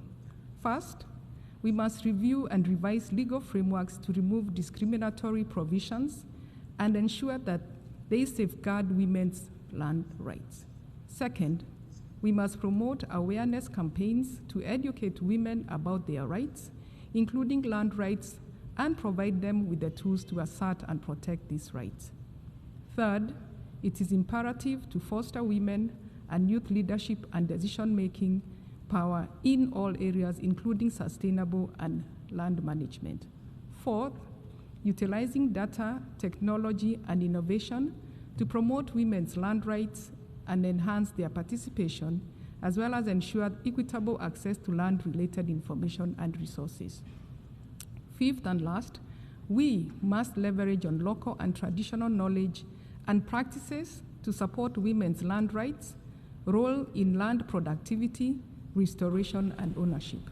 In conclusion, Mr. Chair, Kenya reiterates its commitment to advance women's rights and the promotion of stronger women leadership and decision-making power in sustainable land management. I thank you.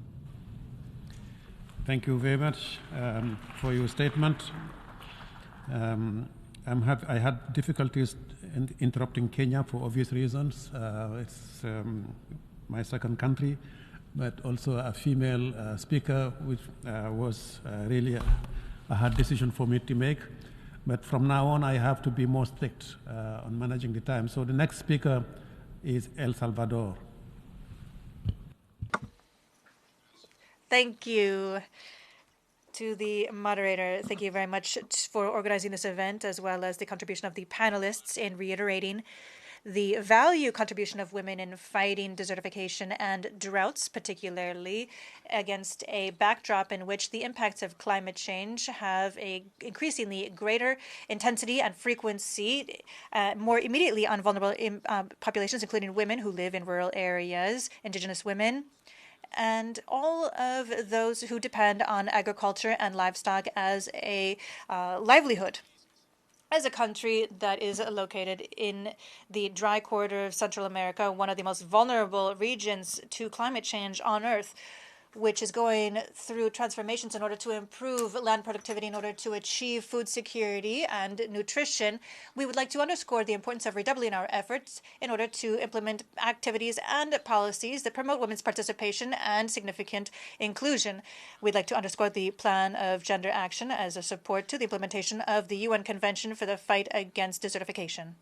Therefore, we recognize the importance of ensuring the relevant role of women, particularly in line with the cross-cutting nature of these topics that we have been discussing recently when it comes to reducing disaster risk and driving the responsible use of forest and water resources. This contributes to developing plans and programs focused on land restoration in a sustainable fashion, comprehensive and holistically. El Salvador is driving various initiatives in this area, such as the Mother Earth Project, the Coalition of Women in Climate Change.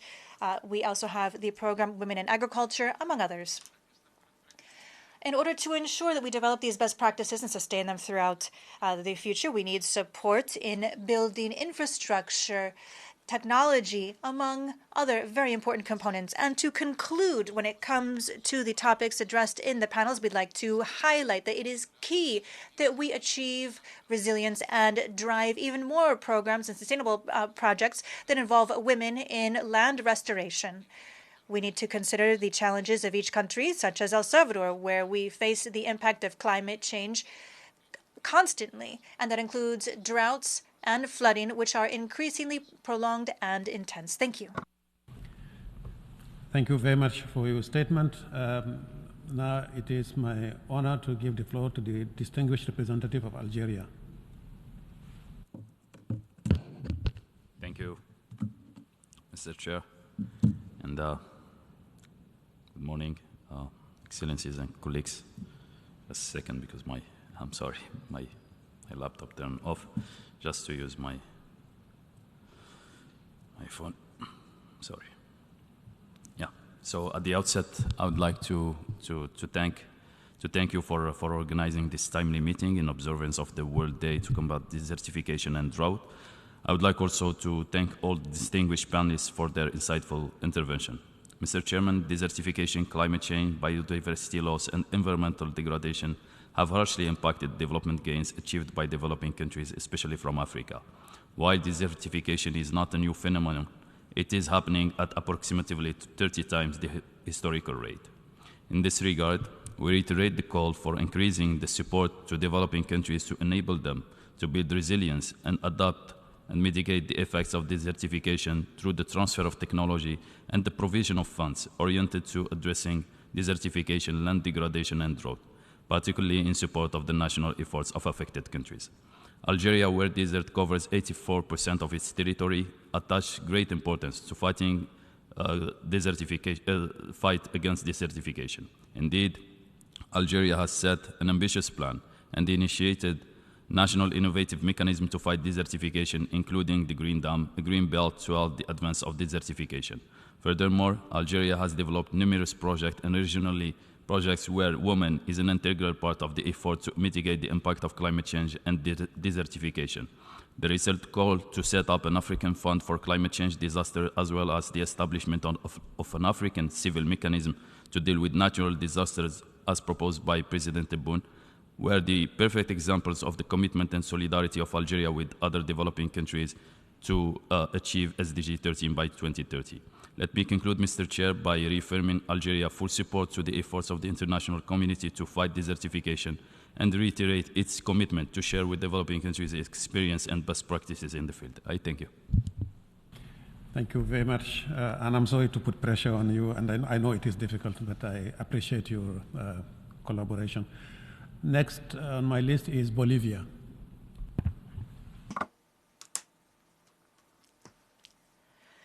Thank you to the Executive Secretary. At the outset, my delegation would like to thank both all the organizers for this event. It's very timely and pertinent as we see the intersection between gender equality and land rights.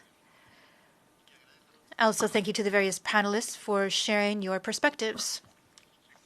Your Excellencies, in the face of a multidimensional climate crisis, we need to face hand in hand with justice in spirit. Land rights and those of indigenous women is not an aspiration. It is a priority for the plurinational state of Bolivia. In the face of our legislation, we have managed to make great strides in ensuring gender equality and access to control, as well as use of natural resources and land. And thanks to the justice and change policy in my country, we have been able to ensure that land ownership by women is over 40%. They were previously just 10% of landowners in 2006. This is a result of redistribution policies to address historic inequalities. The advancement continues to be consolidated through various development programs, technical assistance, and financial support. These activities recognize and value women's knowledge, and particularly those of rural and indigenous women when it comes to the interconnection between land and territory, culture, and gender. In the framework of decolonization and depatriarchization, we have been working to promote indigenous women in particular, and this is indispensable for restoring harmony with Mother Earth. With the leadership of women in agriculture and management of natural resources, we've been able to promote life system preservation and sustainability. We have also been able to ensure the quality of life of rural and indigenous communities. We reiterate our commitment to gender equality at every level and also our will to exchange experiences and solutions at the structural level in order to fight the climate change, drought, desertification, as well as desertification as a foundation for promoting the rights of the Mother Earth and the well-being of current and future generations. Thank you. Thank you very much. Now on my list is the distinguished representative of Nepal. Thank you, Chair. Executive Director of UN Women, Excellencies, ladies and gentlemen, it is a privilege for me to address this event on behalf of the 46 LDCs. The LDCs are among the nations that are the most vulnerable to environmental and economic shocks and are especially exposed to drought, desertification, and adverse impacts of climate change. While the least developed countries in sub-Saharan Africa are particularly at risk, with farmers and rural populations on the front lines, it is also increasing in the South and Southeast Asian LDCs, where changes in precipitation can have significant impacts. The agricultural sector is of particular importance for LDCs. For example, in half of the LDCs, agriculture provides more than 50% of total jobs, and so much so, agriculture provides over 80% of employment in a number of LDCs. Furthermore, LDCs are also highly commodity dependent, often reliant on only few crops, yet many are net food importers. And women play a critical role in the sustainable land management. They comprise a significant proportion of the agriculture workforce and are also the custodian of traditional and local knowledge on sustainable practices. Yet, there are numerous obstacles to empowering women to make the right decisions, starting with land ownership. For this reason, we welcome the theme of this year's Desertification and Drought Day on Her Land, Her Rights, Advancing Gender Equality and Land Restoration Goals. Placing the focus on advancing women's land rights, leadership, and decision-making power is central to better land management, especially at local level. We also call for full implementation of commitments under the UN Conventions to Combat Desertification and Paris Agreement on Climate Change and their respective COPs, including gender-related decisions. The LDCs will make every possible effort to ensure women's full, equal, meaningful, and effective participation and equal opportunities for leadership at all levels of decision-making in political, cultural, and economic and public life. The Doha Program of Action also commits to ensuring improved access to land and protection for property rights and land rights, which is so critical to the economic empowerment of women in LDCs. Finally, Chair, we encourage all the stakeholders to implement the recently adopted Doha Program of Action for the least developed countries. I thank you, Mr. Chair.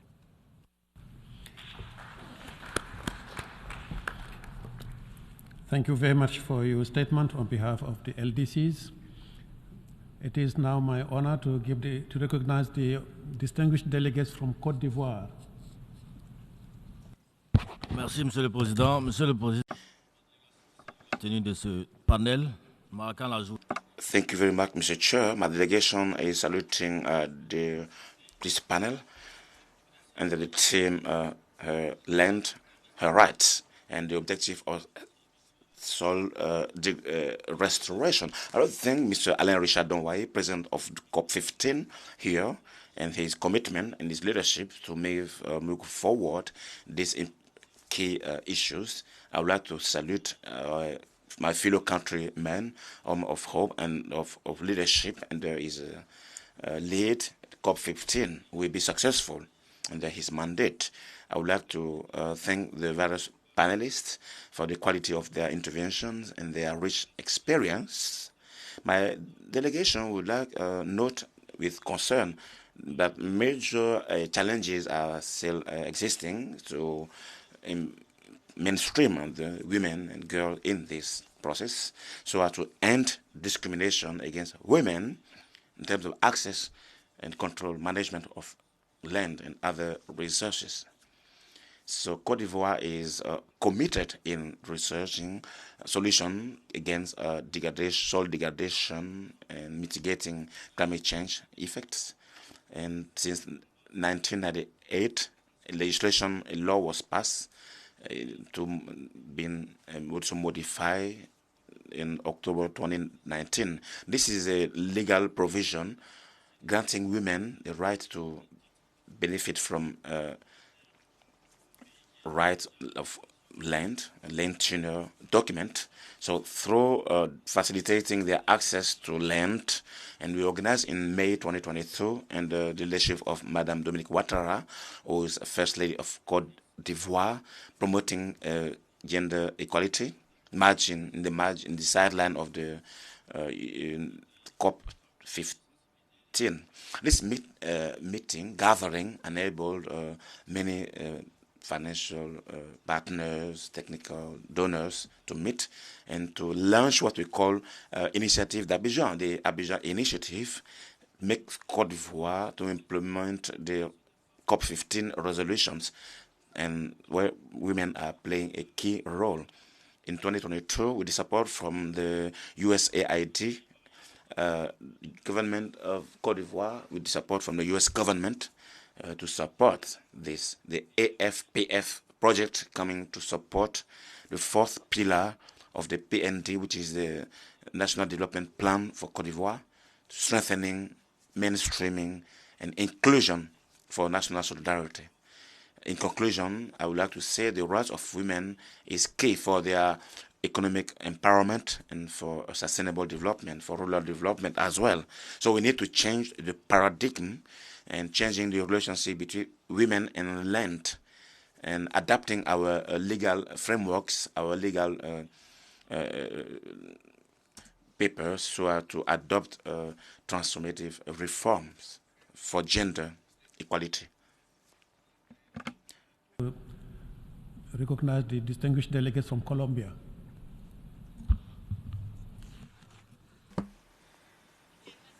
Thank you very much, Executive Secretary. I would like to start by celebrating the decision to focus this event on gender equality.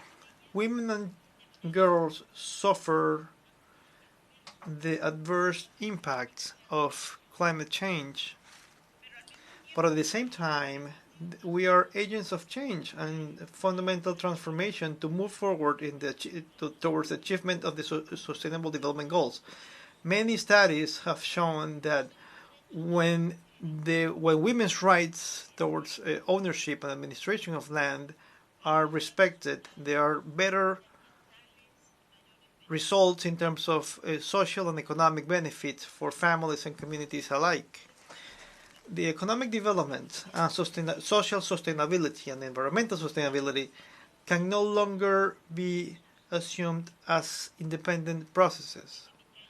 From my trajectory as an indigenous woman, from the struggle that we have had to defend our territory and our culture, I can tell you that women from the rural backgrounds, not only indigenous women, but also peasants, we are caretakers of the land because of our connection to the land, to the territory. However, women possess less than 20% of the land, and in many countries, they still have discriminatory regulations that prevent them from having access to the land.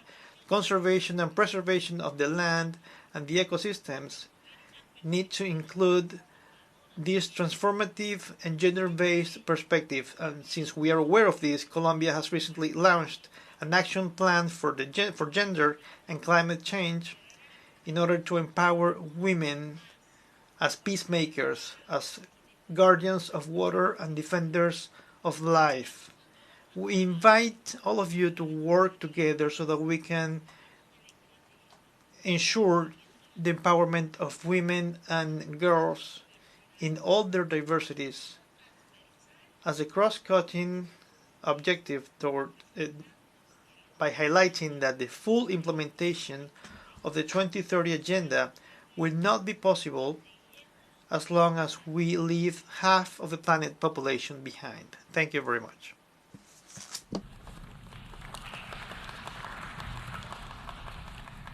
Thank you very much for your statement. I now would like to call on the representative of the Nature Conservancy. Mr. Executive Secretary, Your Excellencies, my name is Sashwati Bora, and I'm honored to be here representing the Nature Conservancy, a global environmental NGO here before you on the ancestral homelands of the Lenape people. At the Nature Conservancy, we recognize that tackling the many planet-sized challenges before us cannot be done without simultaneously addressing the gender gap. In part, that means finally recognizing the disproportionate impact that desertification, land degradation, and drought have on women and girls around the world. While women unevenly bear the impacts of climate change and water scarcity, we also know they can be a powerful part of the solution if only they're given the opportunity. It is well documented that when women have secure land rights, they are able to improve their incomes, food supplies for their families, and the health of the lands they manage. As the world looks for solutions to increase water scarcity, food insecurity, climate change, and biodiversity loss, we must ensure more women have a proper seat at the table. The Nature Conservancy has a proud history of supporting work around the world that advances women's lands right. Like in northern Tanzania, where we have supported community members in securing official title to more than 1 million acres of traditional homelands, including Maasai women like Leah Orongwas, who almost lost her land after her husband's death because she was not educated about her rights.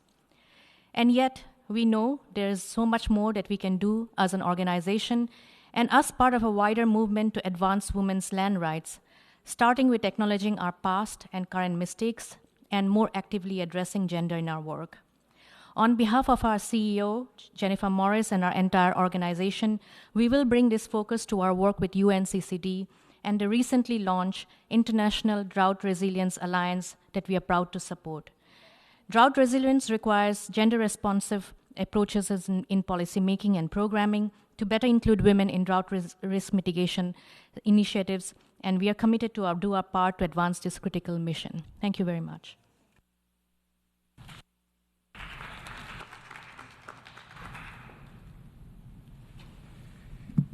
Excellencies, ladies and gentlemen, we are just about to draw to a close on the Drought and Desertification Day, and also her land as well. I found it absolutely fascinating, but to bring things to a close, I am going to invite the UN Women Executive Director, Ms. Sima Sami Bahous, who is going to lead us through the closing segment of our event. And to bring everything to a resounding close, we are going to end on a musical note from our UNCCD Goodwill Ambassadors as well. They are sitting to the side and they will take to the stage to close today's event. To get us there, though, please can I be joined by Ms. Sima Sami Bahous. Thank you. Thank you very much, Excellencies, distinguished guests. Ladies and gentlemen, this has been a truly inspiring event. We really have heard from so many whose perspectives must inform our urgent next steps. I thank you all for today's rigorous focus on the importance of women's land rights. Today and every day, we must continue this drive to make her land, her rights, a reality for women globally, in the name of land justice and gender equality. I reiterate my gratitude to the UNCCD Secretariat under the able leadership of my colleague Ibrahim Thiwai for upholding women's and girls' land rights as the center to the achievement of gender equality and women's empowerment. We stand firmly by your side, my friend. And I thank and recognize the invaluable contributions of my colleagues from FAO, OHCHR, and UNDP, together with the essential expertise and knowledge of the leaders here today from civil society and indigenous peoples, and all those representing women's organizations, youth, and other stakeholders in these critical issues. We have fundamental, even sacred connections as human beings to the lands on which we live. The rights of women and girls to a full and equal share of both the responsibilities for those lands and of their assets, of shelter, of security, of productivity, of life itself, is our firm shared belief and the inspiration for our determined collective efforts to implement these goals. We must all collectively galvanize and advance an ambitious women's and rights agenda.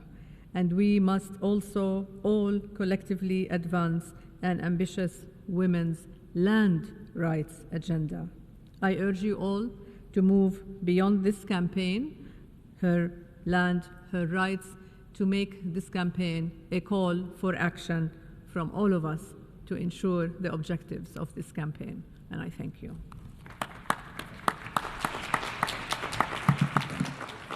Ms. Simasami Bahus, thank you very much indeed. Mr. Tao, thank you very much indeed as well. And thank you all on the floor for joining us today. You're going to be treated to the highlights, one of the highlights of this event, and that is our UNCCD Goodwill Ambassadors. I'd just like to say very quickly a huge thank you and congratulations to all the UNCCD team. They have worked tirelessly to get today's event ready for you. So congratulations. I have various members sitting to the side here, but they've worked so hard. The logistics have been incredible. And again, Mr. Chow for leading them as well. So from myself, I'd just like to say thank you for inviting me here. And I am going to hand the stage over to our musicians for today, our UNCCD Goodwill Ambassadors. And they are going to be performing the land anthem. Ina, Baba, and Ricky.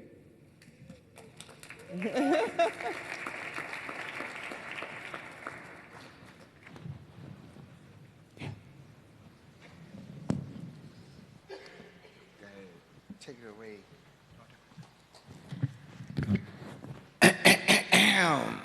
So, Lonnie, this is the official UNCCD land anthem. Lonnie, why don't you teach everybody the song? Come on. Well, we can't do this one without your help. We need your help.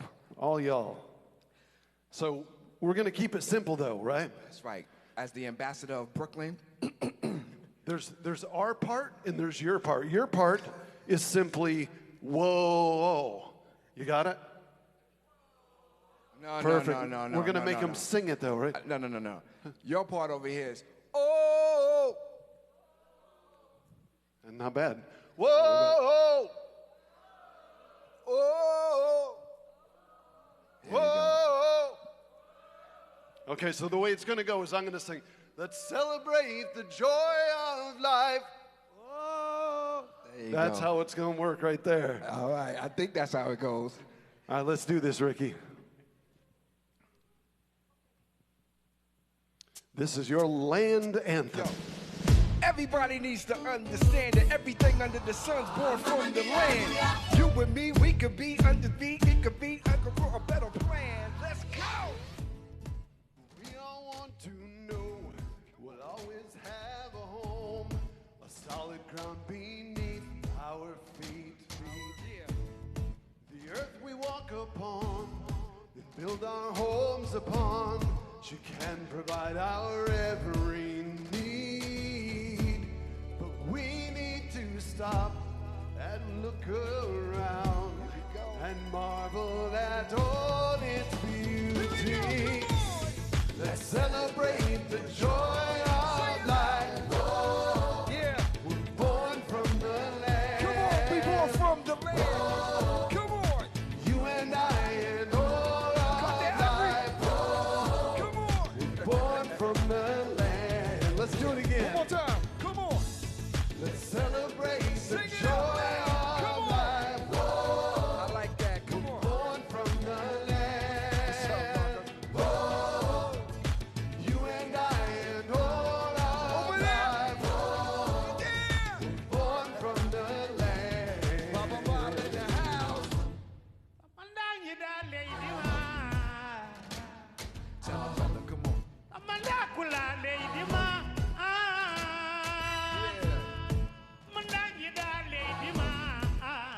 Yeah, come on.